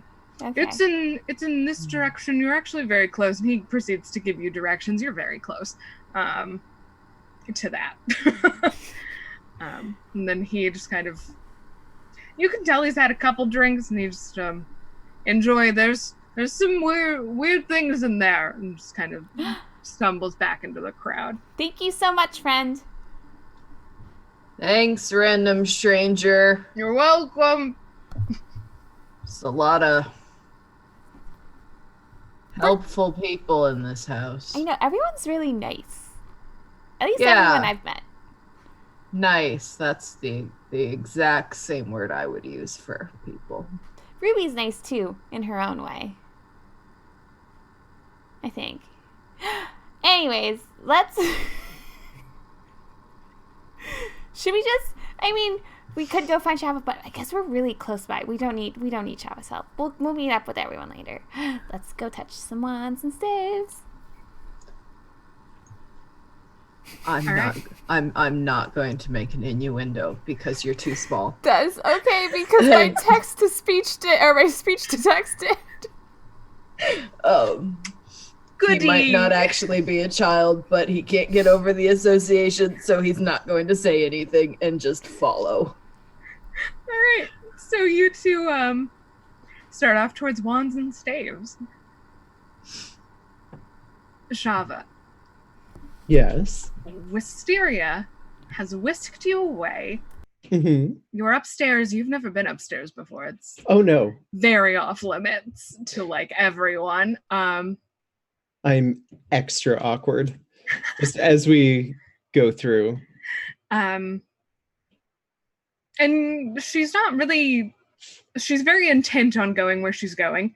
And not very talkative at all, or communicative at all. She's just kind of dragging you along, and you are welcome to go along for the ride if you want. Yeah, just as we go, I'm just going to point out that's a lovely bust, the statue, and that painting is gorgeous. Who did these carpets? Just really, really, just disaster. Take a point of inspiration, please. Mark that down somewhere. Yep.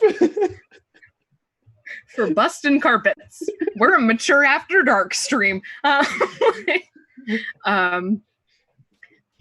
you can hear she kind of giggles at some of them, but she doesn't really answer. She mostly giggles at the bust. She totally doesn't have a crush on you. It's really fine. It's fine. Everything's fine. Everything's fine. You're all fine. All awkward wizard giggles. Yeah. Just wizard things, TM. And she finally reaches. You've gone past like several doors. It feels like this hallway shouldn't be this long based on architecture, but like, is that important to you? I don't know. Now you know. My super show.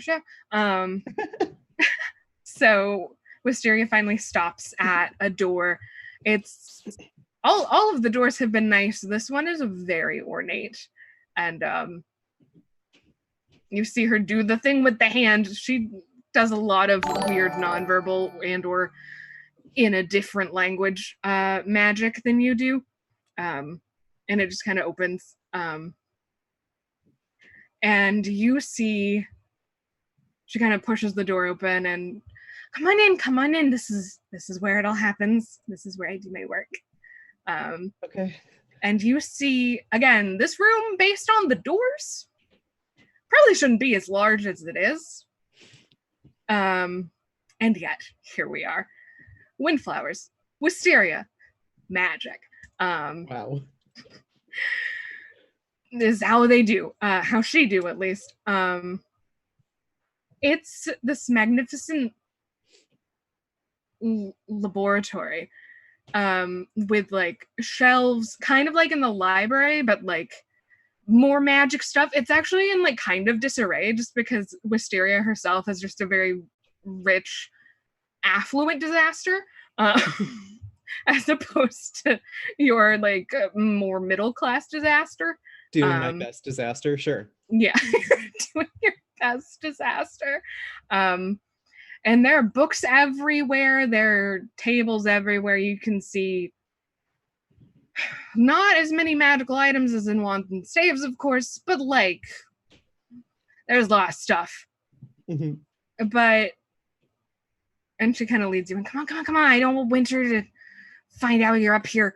She kind of goes to rush you into the room. Sorry, yeah. And as I realize, I've just kind of been staring forward at like just in general for the last 10 seconds. And just, into the room. And the door, without her doing anything, kind of slams behind you. You wouldn't notice that.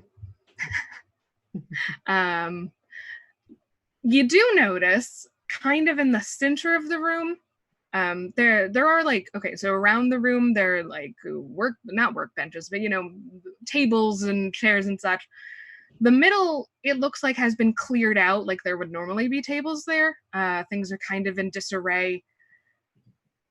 And there's some sort of arcane circle on the ground with symbols that may or may not be familiar to you. You can tell Wisteria's handwriting, where she's altered things, and it mostly seems like her creation. And in the center of the circle, there's a very ornate box. Super ornate, gold filigree. What do you have here? Well, Shava, and she kind of turns and like puts her hands like as best she can on your forearms. We're dear friends, right? Yes, I would like to think so, yes. Okay, good. And you're a magical pioneer yourself, so you understand the need sometimes to do things that other people might consider unsavory. You flatter me, but yes, I understand. Experimentation is the only path to progress. Yes. And she releases you and she goes over to one of the tables and picks up some sort of blade that's in a scabbard and unsheaths what looks to be a very ornate scimitar. That's beautiful. And she kind of holds it and she looks at it and she looks back at you. We're going to have so much power. I just need you to do one thing first. What do you need? She turns the scimitar hilt first and offers it to you. I need you to kill me first. But in there and with the box, I did the first job. It was terrible. I mean, I understand what it's like to kill someone. I had to do it for this to work. But once, I mean, I'm not really dying. I thought it would be special for you to do it. And then I'll raise and I'll be more powerful than before. I don't mean to second guess your work. You know you're very good at this, but are you sure? I would hate for something to go wrong. Oh, Shava, of course, I've been studying to become a lich for years. And on that, we're going to go ahead and take a break. Okay. Thank you for the raid, everyone that I've seen come in. I'm so sorry I didn't address them earlier. We're going to take a quick break and then come back and see what happens to literally anyone. Thank you for watching.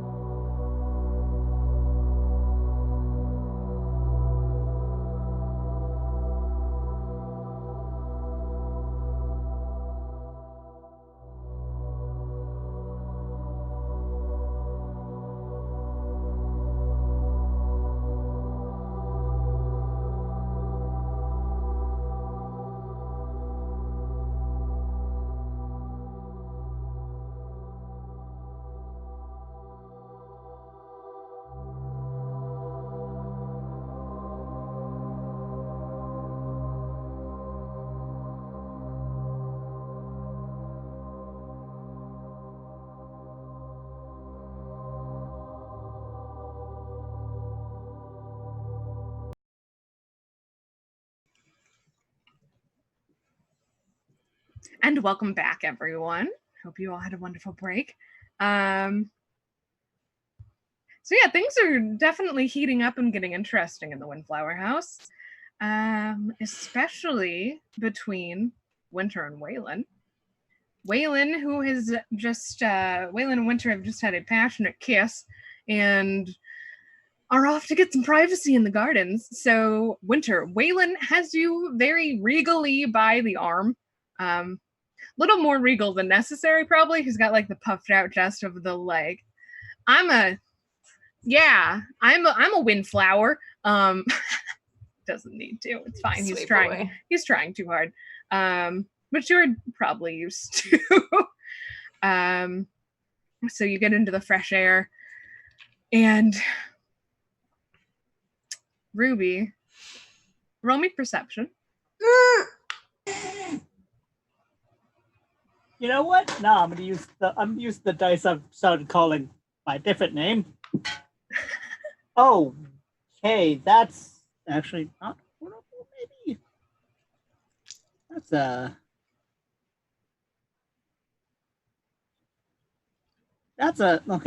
pretty terrible. 14? 14. Winter, Waylon's not trying to hide. Are you trying to hide at all? Be subtle at all? I'm trying to find a place where we can find privacy. So it's not that I'm trying to hide. I'm just trying to find a very discreet place. Okay. Roll me investigation. Oh no. Oh no. Well, you know what? I got a +1, so that's a 10. 10. Okay. So Waylon kind of notices you stop and like trying to 40 chess calculate where like a nice quiet place would be. And Waylon kind of pauses to let you do that and thinks that you were just taking in like the nice night air. And goes, yeah, Wisteria did a really good job making it look nice, didn't she? That she did. I was actually just looking for a place where we could be not as visible. Ruby, Mm-hmm. you hear this. Oh. I hear both, I assume. Yes, you hear both, and Walter completely freezes up. There's actually something I need to talk to you about. Oh, what's that? It's just a quick question. I was really curious. The items in the hall are magnificent. Some of them are rare treasures. Oh yes, Mother's was a great adventurer. She's retired now. I think, did she retire before I was born? I don't know. I don't have a very good memory. Of course not. Of course. I'm curious.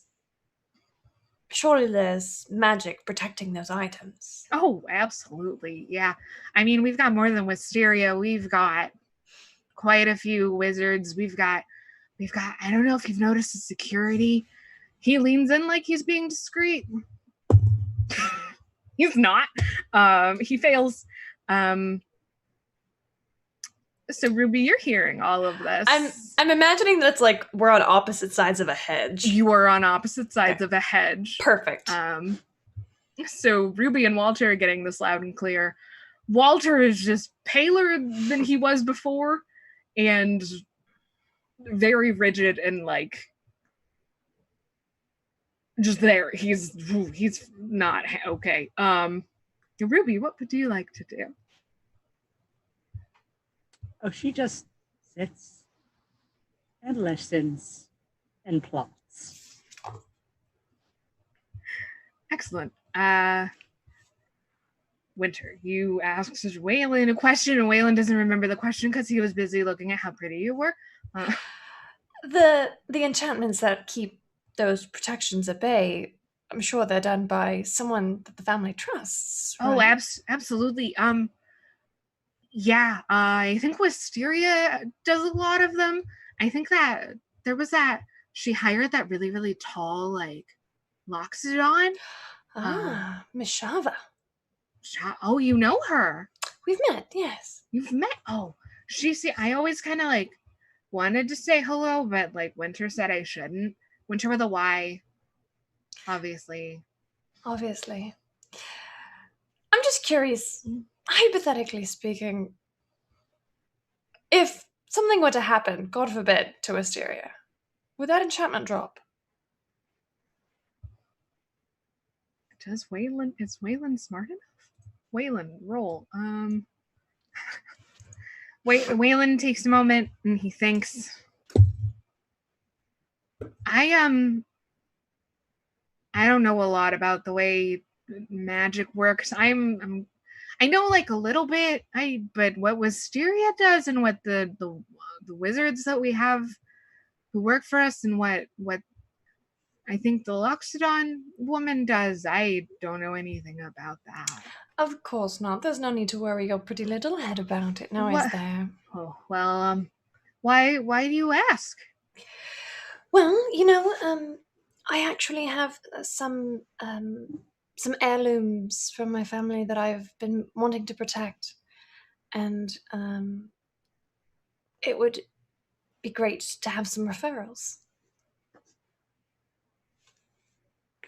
Roll either persuasion or deception, depending on which it is. They're the same. 27. They're the same, 27. Depending on what you're doing. It's deception. Okay. I was gonna say you could DM me, but that's fine. Okay. 23. Oh well. I mean, Wisteria might have time to talk about it. Or I can maybe get you in touch with like one of the wizards or something. If that would help. I don't know. Or maybe your friend could help since you're friends with her. Oh, I could. Maybe I should ask her. Or you could put me into contact with Wisteria, right? Do you know where we could find her? God, Wisteria. I last saw her with Winter. She doesn't like parties very much, so she might be upstairs.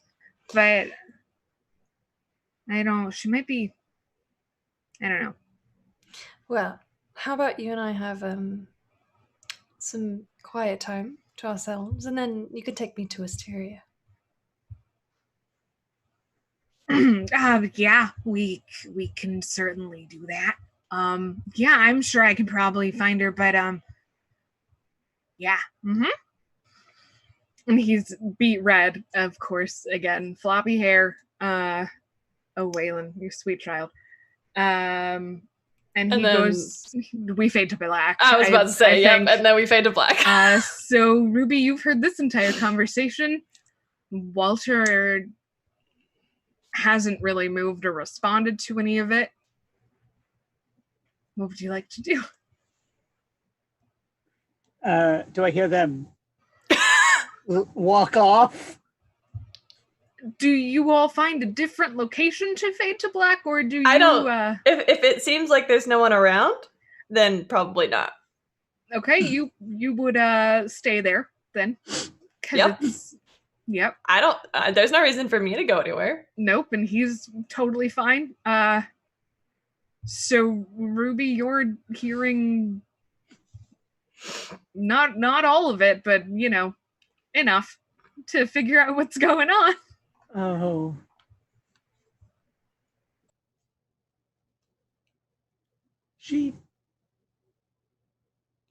Eternally, her thoughts are, okay, so what is Winter up to? Followed by, oh, that's what she's up to right now. Okay.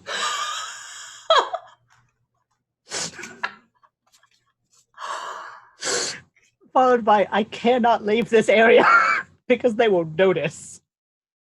I don't know if they would, to be honest. I doubt it. I doubt they would notice. Walter, though, he's just kind of staring like at the bottom of the hedge and goes,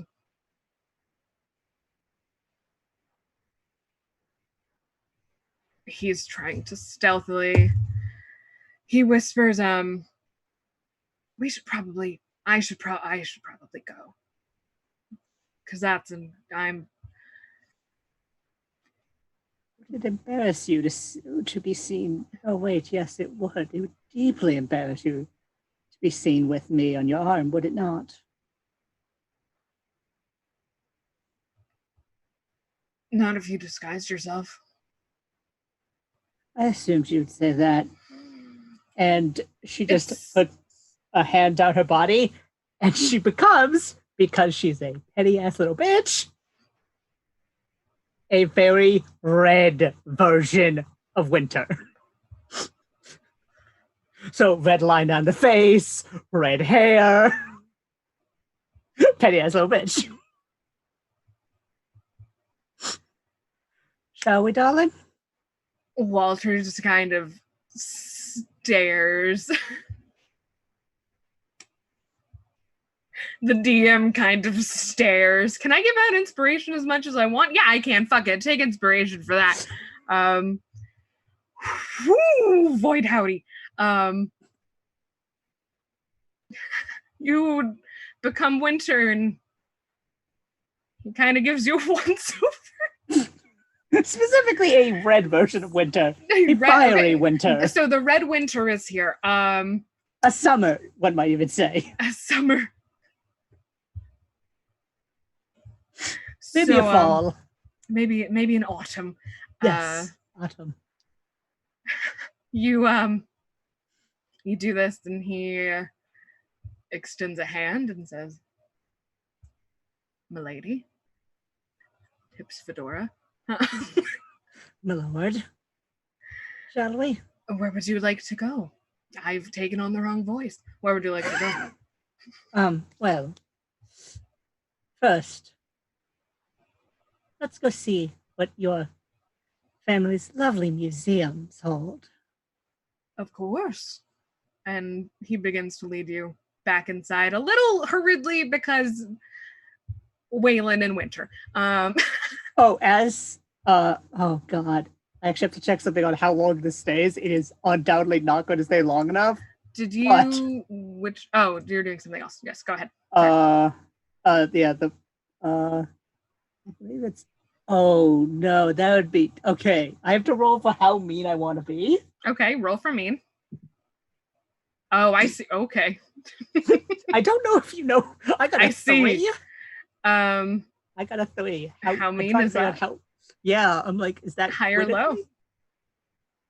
I think high would be nice. Yeah, take the high road. Exactly. As they're walking like away, snaps her fingers, and a slightly loud noise erupts from where they'd been sitting. What type of noise? Oh.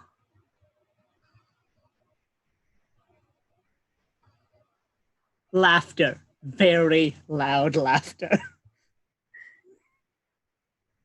Winter, with your passive, I think you would probably pick it up. Are you trying to mimic any laughter in particular? Or is it just generic crowd laughter?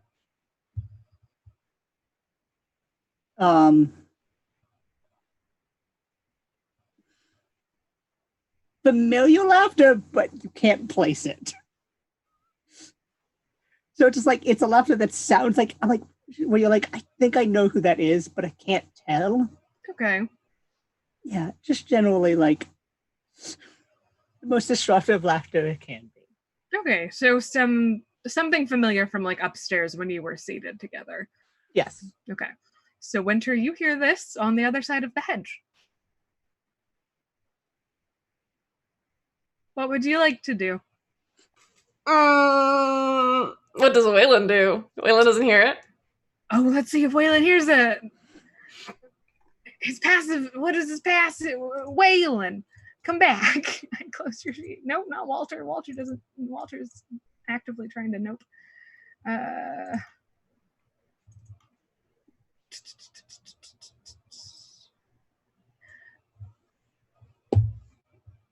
Waylon doesn't notice.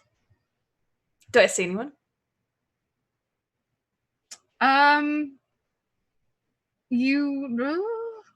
You're in a 40 chest. Are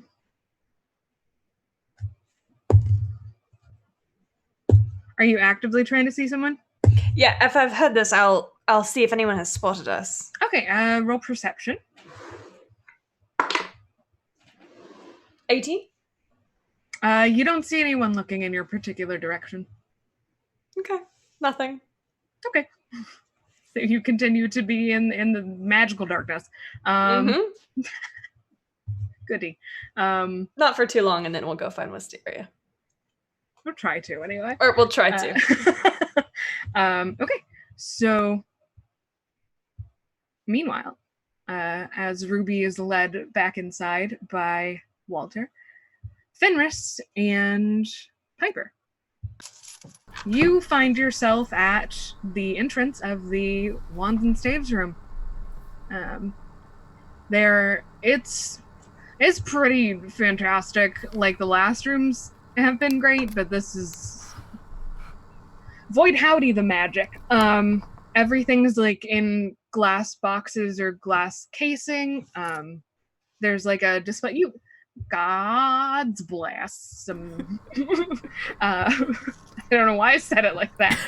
There's you've been to museums where like there's in the center of the room there's kind of like a table with like wands laid out in their individual little compartments, and there are some really magnificent looking staves.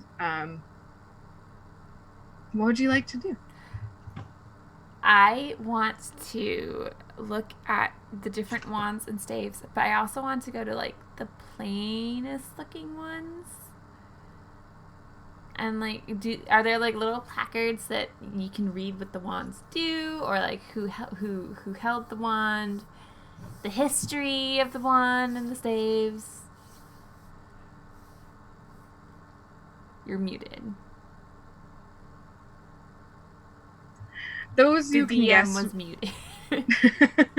Those you can guess would be part of Shava's guided tour. Do you have a badge? I do. Okay. So you go up to the plainest one you can find? Sure. Yep. Yes. Okay. Roll investigation. So Fenris Piper has been set loose on the. Yup. What would you like to do while she's darting around looking for whatever it is she's looking for? I put on the goggles of smart.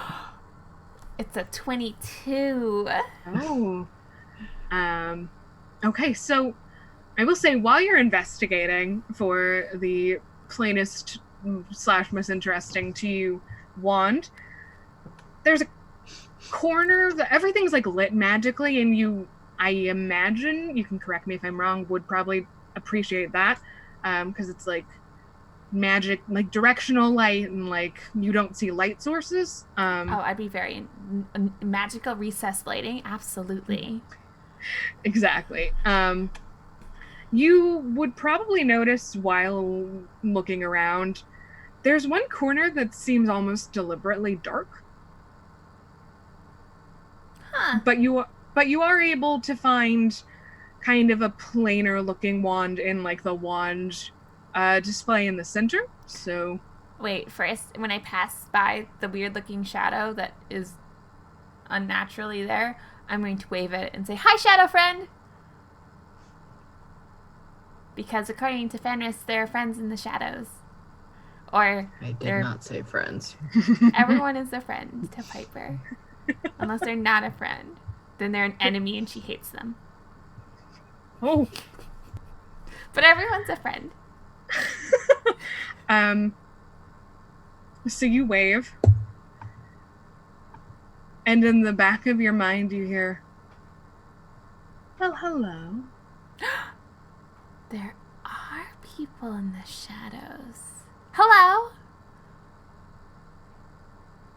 Why don't you come a little closer? Okay. Do. So you enter the shadow. There's no one there, but there's a door. It's a very plain door. Very unassuming, kind of almost blends in with like the texture, the wood texture of the wall. But there's a door. Do you think I should go into the door? It seems pretty interesting. I can meet new friends. Yeah, I'm gonna go into the door. That was me Okay. talking to my arachnid. I need to get a spider for my shoulder. A spider scorpion. I don't think I can find a spider scorpion, but I think I could find some kind of skeleton spider and paint it black or something. I don't know if It's our Halloween. our arachnophobic friends in chat though might not care for that. I don't know if they could see it against my shawl. That's valid. Okay, so you tell your spider that you're going in. I'm going in. Hello? I'm going to knock so you- first when I enter. Okay. Oh, no, Jake! That was me!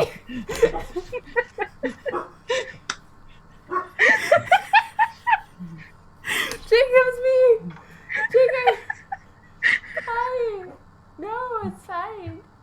You're back. So Fenris, Piper seems to have Piper has gone into the shadow. You were watching, I think. Do you do anything about it?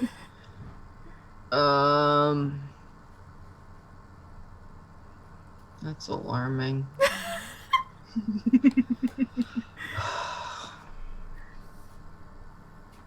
I will take a very large swig of alcohol and try to follow.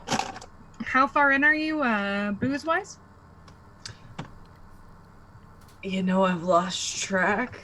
But I Constitution stopped- roll. I think that stopped warrants, using the magical tankard of sobriety a while ago. I So. think it's con save time for you. Oh, goody.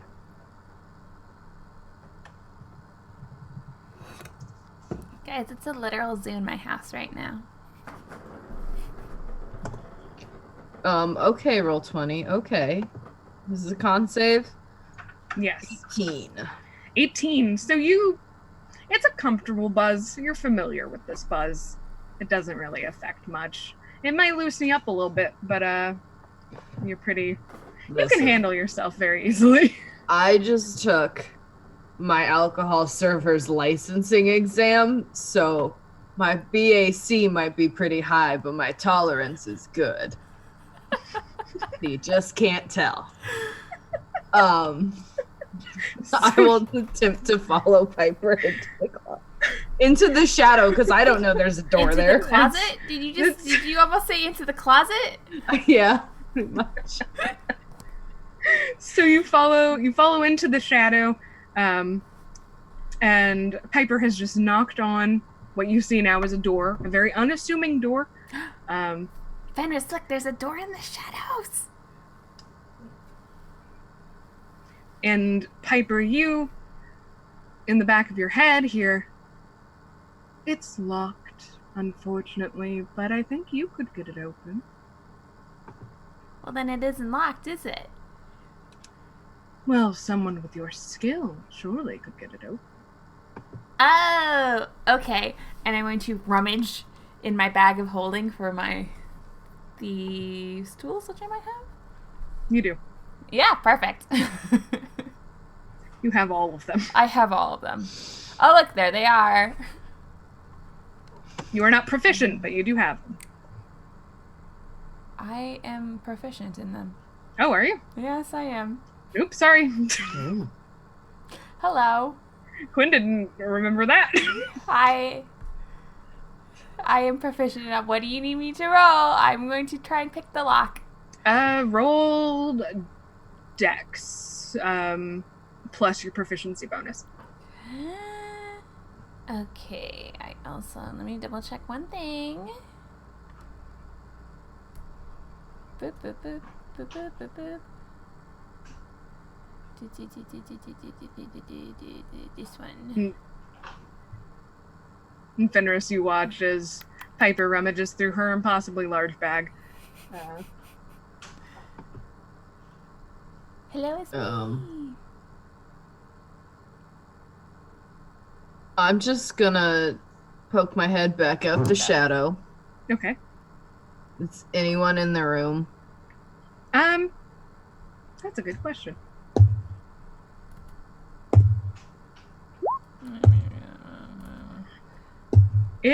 It's pretty quiet right now. You can see people passing by, like outside the door, but they don't seem terribly interested in this room right now. Go back in the shadow. It's a 14. Okay. I'm gonna stop rolling on roll 20. Yeah, I'm like, the lock's a little complex. And your pick gets stuck a little bit. But you get the sense before you remove them, you get the sense that maybe like a little muscle would help. Hey, Fenris. Yeah. Can you come here and just, I need you to twist this and wiggle this while I hold this in place. Rocky, get off of the stove!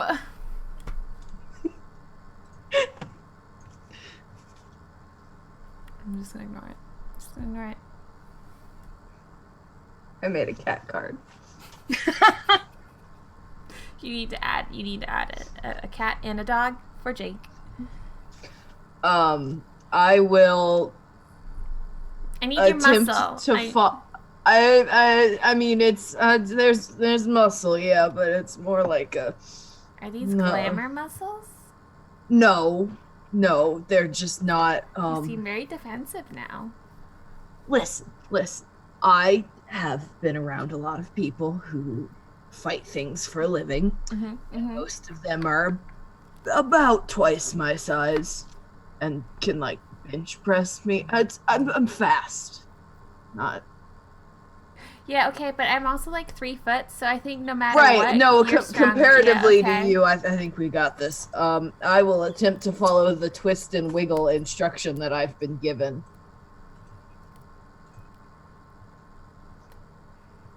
Okay. I'll have you roll. Sleight of hand? How are you? Okay, so you're. I'm trying to put enough torque on the thief on I don't know the thing to turn it. Like trying to leverage the door a bit, maybe. Yeah, sure. Okay. For you, Fenris, roll me athletics. Okay. No. Well, what do you get? Well, if it's sleight of hand, it's a 17. If it's athletics, it's an 18. Because I'm not proficient in sleight of hand. It's an 18. Okay. You easily enough are able to find like the perfect leverage area. And together, I'll say that the DC is low enough. Together, with your... Yeah, that works. That tracks. Okay. Sorry, I had to do shuffling in my brain. You do eventually manage to open the door. And it opens out, which is a little surprising, I think. And you're met with what looks like another door.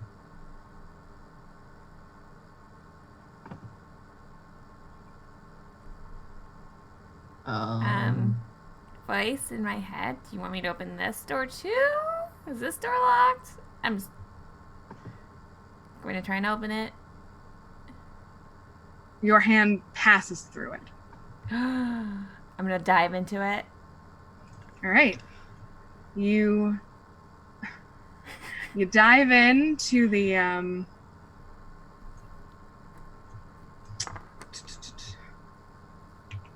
I heard a dice roll. I heard a dice drop. It wasn't mine, actually. That might have been me. Yeah, somebody. I'm fiddling with them. Sorry, hold on. I'm looking at like 6,000 things.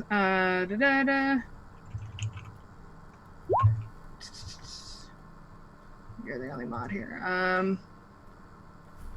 So you dive through, and you hear a voice in the back of your head go, excellent. Very good. Very smart. You're very clever, aren't you?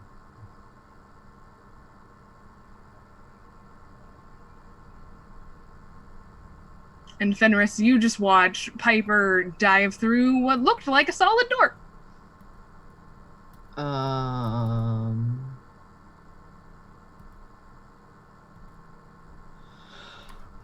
Fuck it. I also walk through the. I do not dive. I walk slowly through the Stargate door. Get sucked to the other side of the universe. Okay, so you both pass through this illusory door. And it's suddenly very cold.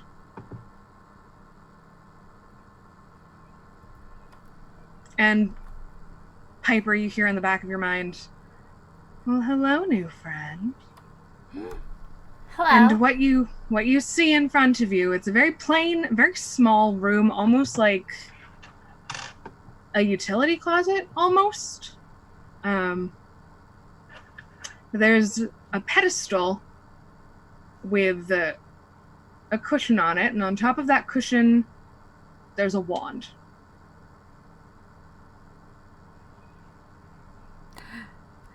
And it... Go ahead. I want to approach the wand. Okay. You do notice it gets colder the closer you get to it. Like, in the room, you feel physically colder. You can see that the sort of like the base, the hilt of it is sort of shaped like a skull. And then the wand coming out of it looks almost like a bit of spine. And you hear in the back of your mind, it's so very nice to meet you, and what is your name? Hi, I'm Piper. Are you the wand?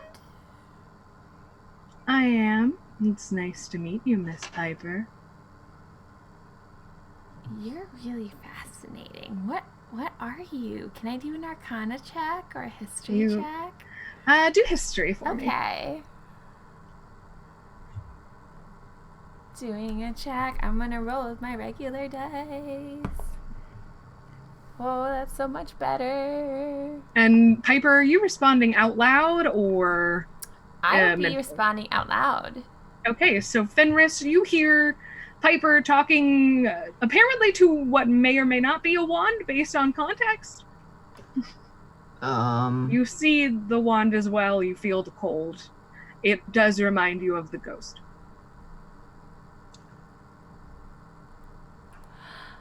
I don't think he's smart enough to put things together the way I'm attempting to. That's valid. So I think he's just gonna... Piper talks to the wand, I talk to the shadows. Stupid white powers peoples. This is... Alright. And I'm gonna drink some more. Okay. Fun. I got a dirty 20. Dirty 20? Dirty 20. You definitely... You're very aware of sentient items. Yes. Yes, I am. This one seems to be far more advanced. One of the, you've read about in your studies. I don't know how to phrase it other than, super sentient items. Super sentient items that have developed somehow magically or divinely or through other means have developed some sort of personality or are imbued with some strong ass magics. Do I know if this is good magic, bad magic?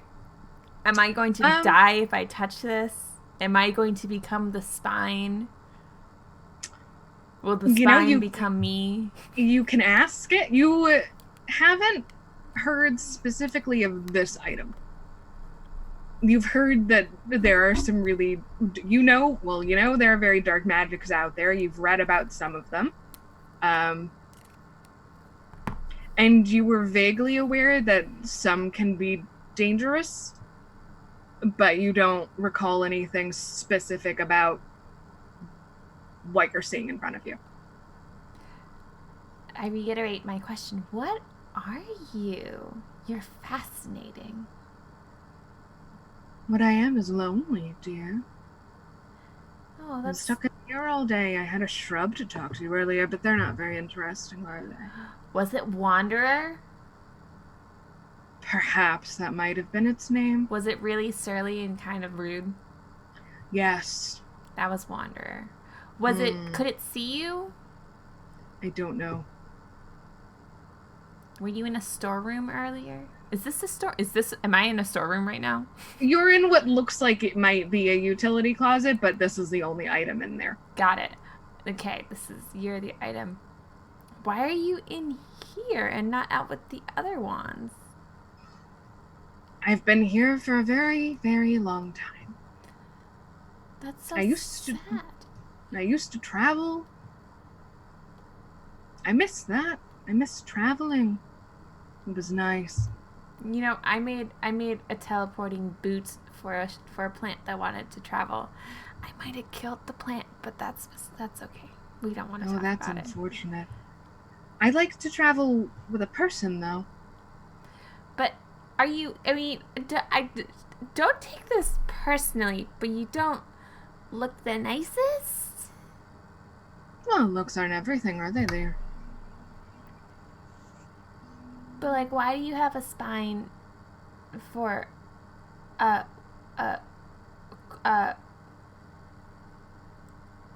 what is that part of the wand? Shaft?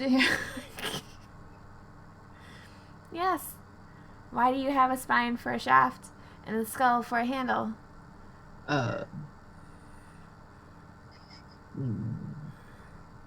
Fenris, do you want to say something to the can you hear the wand? I have no interest in talking to the wand about its shaft. Not interested in shafts at the moment, so you at enjoy. The moment, so you have been interested in shafts before. I'm not really interested in shafts or anything else. You know, I like people, but I don't like. I'm content to talk to people. But not shafts. Okay, got it. Yeah. Yep. You just enjoy your conversation, Piper. I'm just gonna stand here and make sure no one comes in and, I don't know, stabs you in the back or something. You both amazing, actually. You both hear mild laughter in the back of your head. Oh, god damn it. So you can hear the spine shaft. I heard their laughter, at least. What? Do you have a name? What do I call you? I've had plenty of names throughout the years. You can call me whatever you like if you decide to take me with you. I'm going to stage whisper to Fenris. Should I take it with us? I'm guessing, based on the magic head speaking, that it heard this. But you know, of all the wands in the room out there, this is the only one not locked in a box. You know, it was locked behind a door. Yeah, but the door's in a shadow, so it's fine.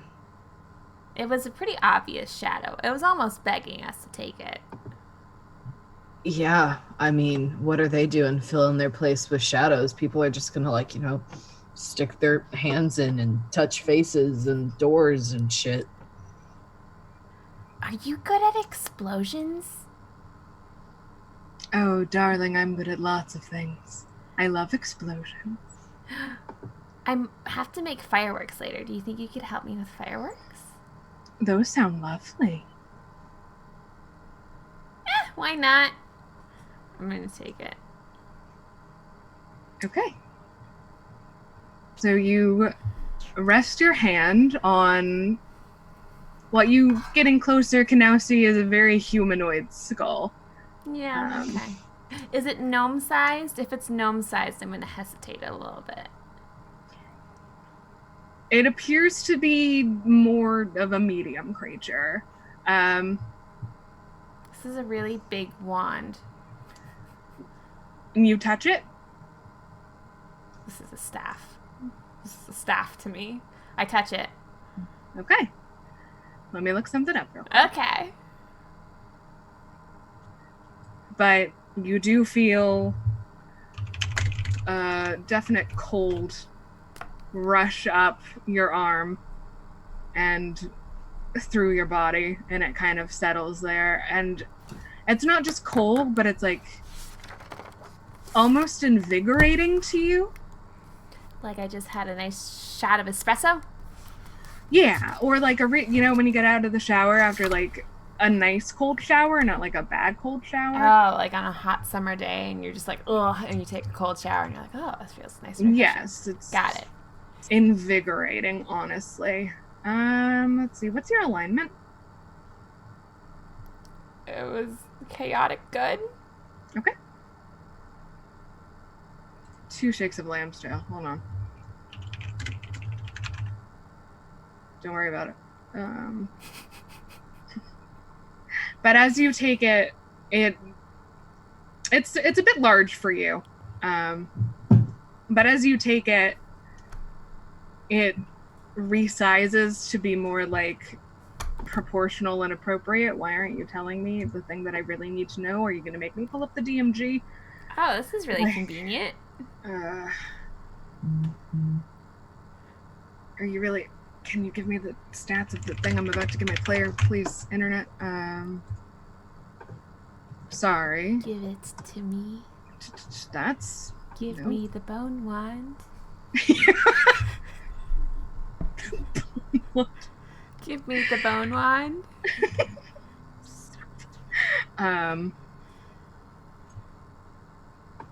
Why is it not showing up? Sorry, You must be gentle with it. You must be gentle with it. But Fenris, you see it. There it is. You see it kind of shrink and grow, and you see Piper jolts a little bit. Her like form kind of jolts. Piper, I'm gonna need you to roll some dice. Oh boy. Piper, can you roll me a Constitution saving throw? Okay, here we go. Okay.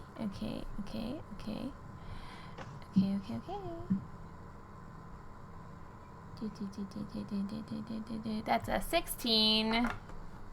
Not 16. Great. Okay. Oh, nope, never mind. I was looking at the wrong thing. That's a 20. A dirty 20. A dirty 20. That is dirty 20. That is better for you, or for you. You're gonna take... I'm the only one who has taken damage so far. Oh yeah, you started with damage, didn't you? I started with 1 less health than ever. You started with the 1 less HP because you take Piper. We did one-on-ones for those of you watching at home. 1, 2, 3, 4, 5, 6, 7.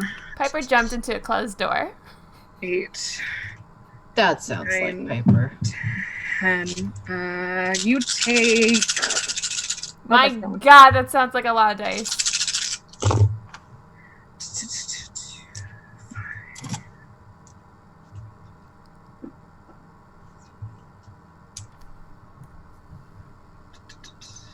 And both of you hear this like laughter.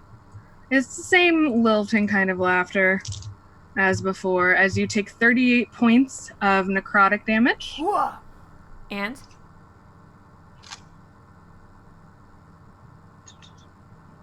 I'm waiting for an and. I know there's an and coming. The ands, you feel yourself, how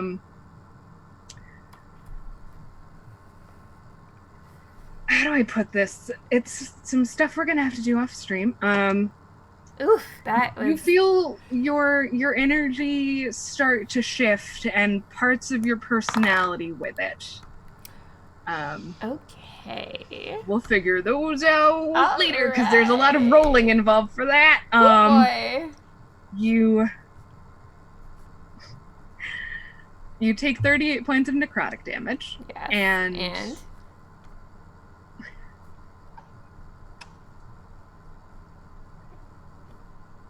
in the back of your mind, much louder and clearer now,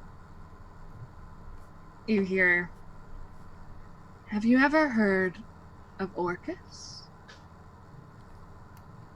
Orcus? And I think we'll cut to Shava. Bad, Piper.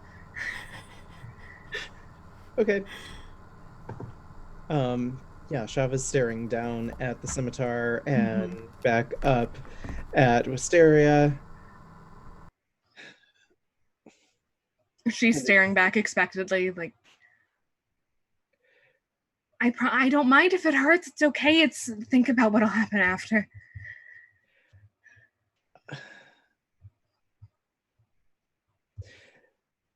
May I tell you something I've never told anyone before? Of course. And she kind of relaxes back a bit with the scimitar still kind of cradled. My father was an inventor, much like me, and to a certain extent, much like you. He was very, very good. And he always told me that sometimes when you're experimenting with things you don't know about, it can get difficult. And he told me, if you're ever going to do something stupid, you always have to wear your armor because it's a safety net. It's something that allows you to still be, despite whatever you may be playing with. And one day we discovered that something had gone horribly awry at his laboratory, and he wasn't wearing his armor. And I don't want to lose someone else important because they weren't wearing theirs. Metaphorically.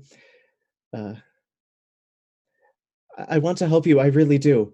But if something went wrong, I could not forgive myself.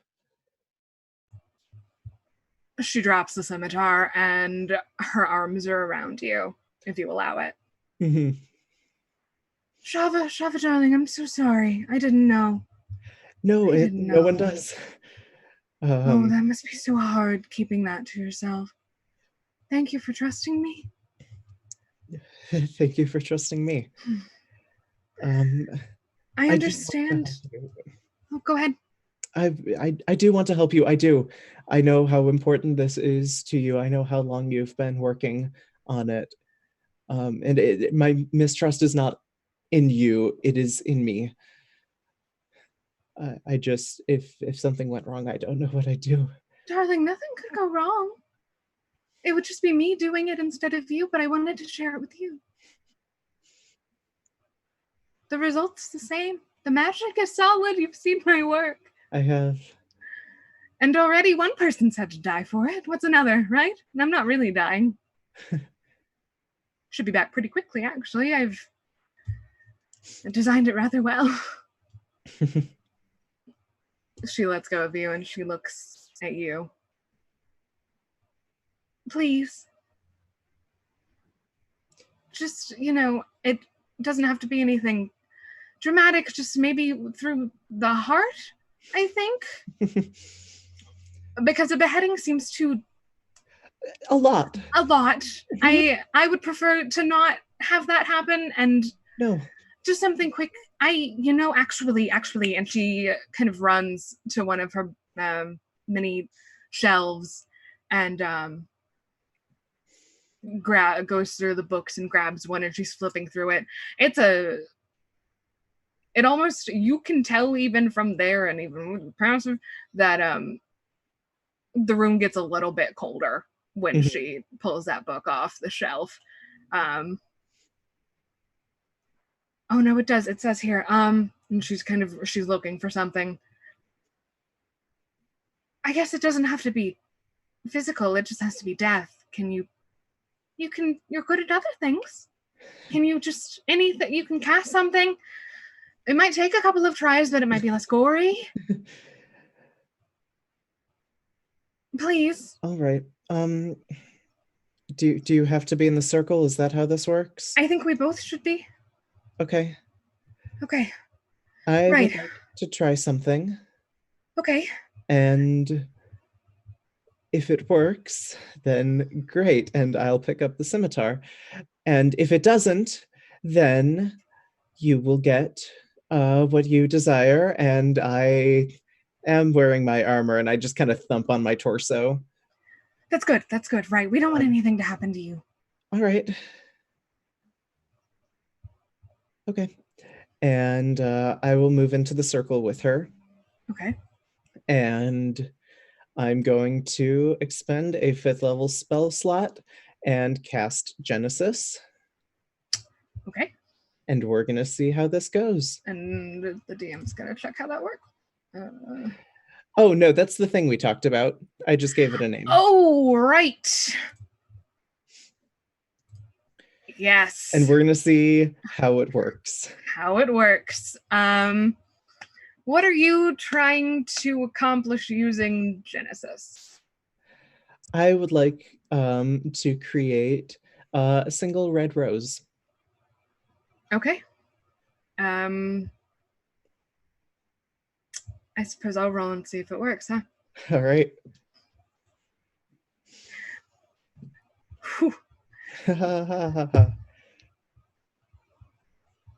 You, from your hand, sprouts seemingly out of nowhere this incredible, almost like it was pulled out of a dream, red rose. And it pricks your thumb a little bit. It's corporeal. That's a step. What's this? What's this illusion? And I just extend it out to her. She'll kind of paw at it like she's expecting it to be an illusion, and it's not.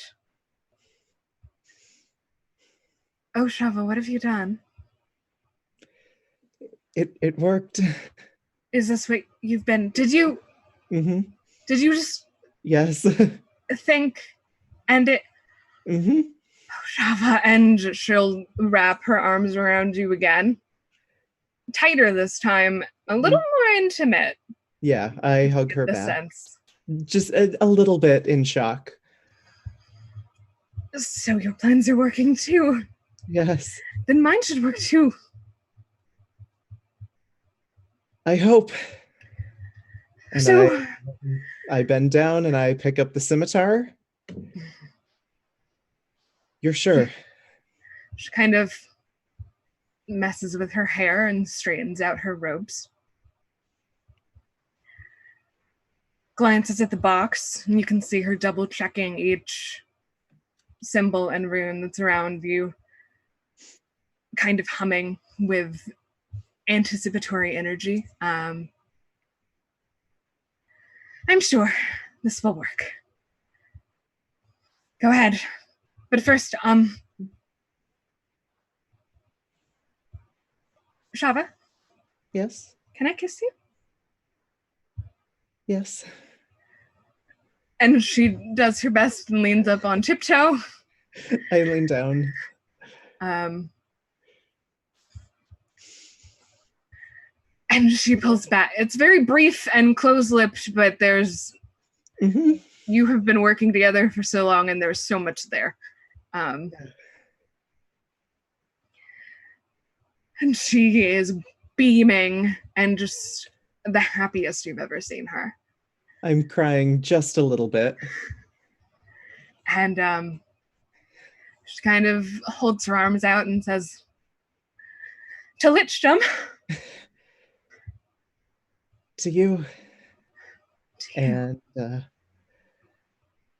pick up the scimitar and I do, and just holding myself together as best as I possibly can, thrust it forward.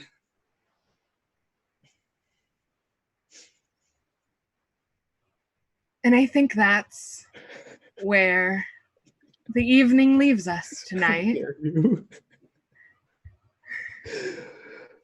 Ah! Oof! Ah! Lots going on, friends. Lots going on.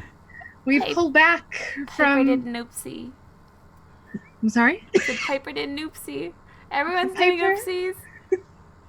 I feel like we're all just trying to ruin our own lives right now. How am I the one who has made the least worst bad life, the least bad life choices? Shovel, what are you doing? Piper, what are you doing? We pull back. And let's just get a full picture of what's going on, shall we? Winter and Waylon have faded to black in the gardens. Two young lovers, young enough for me to say young. Piper has just attuned or met something or someone fairly important. With Fenris there, kind of not sure what to make of it, with a lot on his mind. Hearing both of them, hearing faint, steadily growing laughter. It gets a little more malicious, and the room gets that much colder. Meanwhile, Walter and Ruby go through rooms together. Haven't quite made it to Wands and Staves, but Walter asking Ruby if there's anything particular that catches her eye that I'm sure we'll hear about next time. And Shava having realized quite a bit about herself, I think. Having just thrust a scimitar into the heart of one of her dearest friends and possibly something more in her pursuit of lichdom. Meanwhile, nobles chatter and gossip. There's some dancing.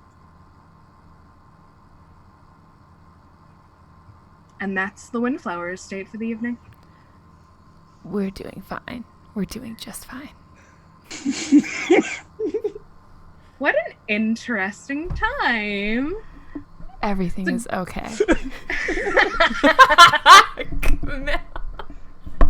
Is now a good time for me to put this on? Because I feel like it is. So, thank you all so much for tuning into session 3 of 6. You have, we have more time for them to make and live with their decisions. Lots of things happening. We also learned tonight about the, there's apparently a plot to blow up the Windflower House, with everyone inside. Quite a few people are involved in this plot. Yeah. Oh boy. They sure are, aren't they? I wonder how that happened. Yeah.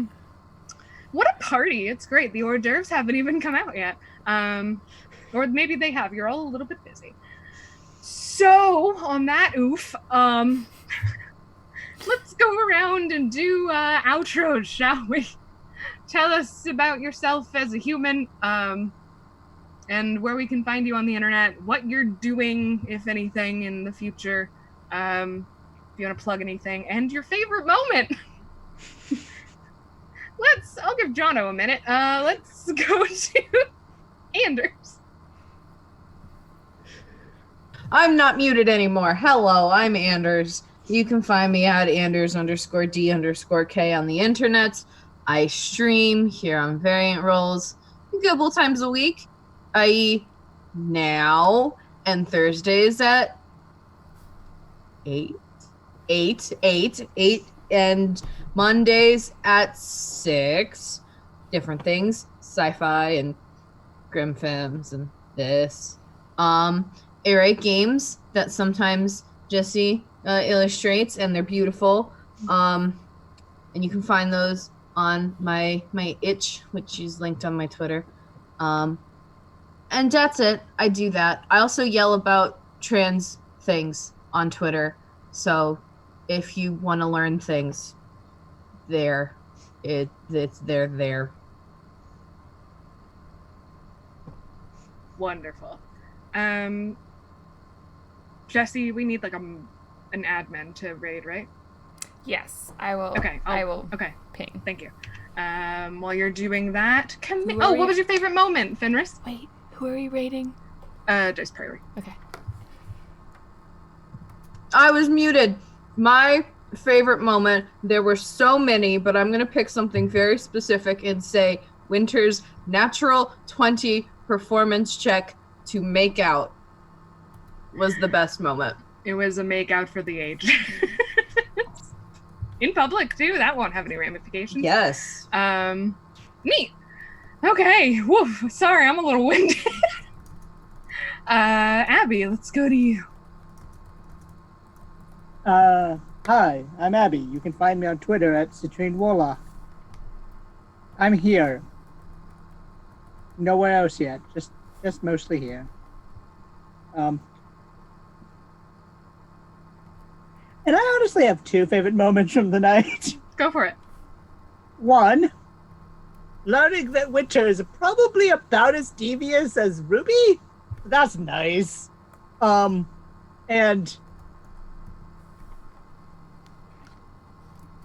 Shava. Poor, wonderful, adorable Shava stabbing her potential girlfriend in the heart to let her become a lich. Hashtag just girly things. Hashtag things we do for love. I love a stab Great. on love interests. Fantastic. Camille, let's go to you. Hello. Sweet Jeebus. I'm Camille. You can find me on the internet at Camille Does DND. You can also find me on my channel at Open for Adventure. We've got a lot of stuff going on. Especially stay tuned for next Monday, where we might have some very special guests, including Grant Ellis. Will be reprising his role as Valentin, Captain of the Guard. I'm sorry, I got distracted by Grant Ellis. Okay, I played Winter. I played Winter, who outed herself as a sorcerer tonight. That's all you know about her. Who is clearly up to all of the good. And my favorite moment of the night was probably watching Piper attuned to what Camille thinks is the Wand of Orcus. Because that surely will not have any ramifications whatsoever. What would that be doing here? I don't know what you're talking Gee, it'd about. be really weird for that to be here. Sure would. I can't think of why it would be here. So strange. I'm doing. And Yes. I'm a little flabbergasted because of stabbing through the heart and lichdom and whatnot. And I had my body's weight in Flamin' Hot Cheetos. So stress eating tonight. Yeah, you can find me on Twitter. You can find me here. See you next time. Woof. Okay. Great. Which one of you? Jesse. J names. I'm Jessie. You can find me at Jahoos the Moose on the interwebs. You can also catch me on Saturdays at 8 p.m. EST, playing Eyes, a very spooky Whisper in a Blades in the Dark game on Technoscald's Twitch, which is at Technoscald with a K. I think and then here on Variant Rolls on Tuesdays. Whoa, shocking. My favorite part, oh my gosh, there were so many moments. Shava doing anything. Actually, no, I take that back. Busts and carpets. That's all I'm gonna say. That was my favorite part. Everything was great, but like busts and carpets was fantastic. Indeed. And last but certainly not least, Jono. Hi, I'm Jono. You can find me on Twitter at MammalJono, where I tweet about things like D&D, musical theater, whatever I think is funny, and being totally fine with all of that. Tonight, Shava played me, and my favorite moment. Oh God, yeah, lots of things happened, including those last 10 minutes, which my future therapists and I will be discussing for years to come. But I have to agree with Jesse. Definitely busts and carpets made the night for me. Fantastic. And I'm Quinn. Forgot my name for a minute there. Quintastic _ on Twitter. I'm here Mondays for Grimfems, Tuesdays for this, Thursdays for Project VHS. That's all I'm here. I do also stream the video games. I didn't mean to go Lana Del Rey there for a second. Yeah, I stream video games sometimes. Not as much because D&D's tabletop is taking over my life. Still Prey. Yeah, still playing Prey. Woof. And I also write the games. I released one yesterday's Monday, yeah. I released Knock yesterday, which is a tabletop horror game about dealing with ghosty things. My brain is dead, I'm sorry. Favorite moment, the all of it, the everything. The bold choices and the can I this is a weird moment, but just it's not really a moment actually, just the dice have been telling the story. Like, y'all don't know what I roll sometimes, but dice are doing things. The dice run the game, not me. Thank you all so much for watching. This is session 3 of 6. Make sure you come see what happens next time. Things, certainly. We're gonna go ahead and raid Dice Priori, who are playing Dragon Heisters. They're wonderful, wonderful, fabulous. So join us for that. Thank you to Variant Rolls for giving me a place to inflict such horrors on my players. We're gonna have to decompress for a little bit after this, I think. But yeah, let's go ahead and go to Dice Priori. Again, thank you so much for your support. If you haven't followed Variant Rolls, you should probably do the thing, because everyone who does stuff on here is amazing. Yeah. Love y'all. Hope you had as much fun as I think we did. Thank you, mods. Thanks, everybody, for... I am literally, like, winded from this evening. And I think we're good to go. So have a wonderful, beautiful night, or day, or whenever you're watching this. Mwah.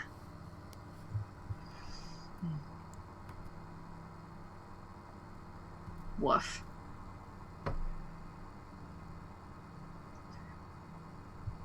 Wow. How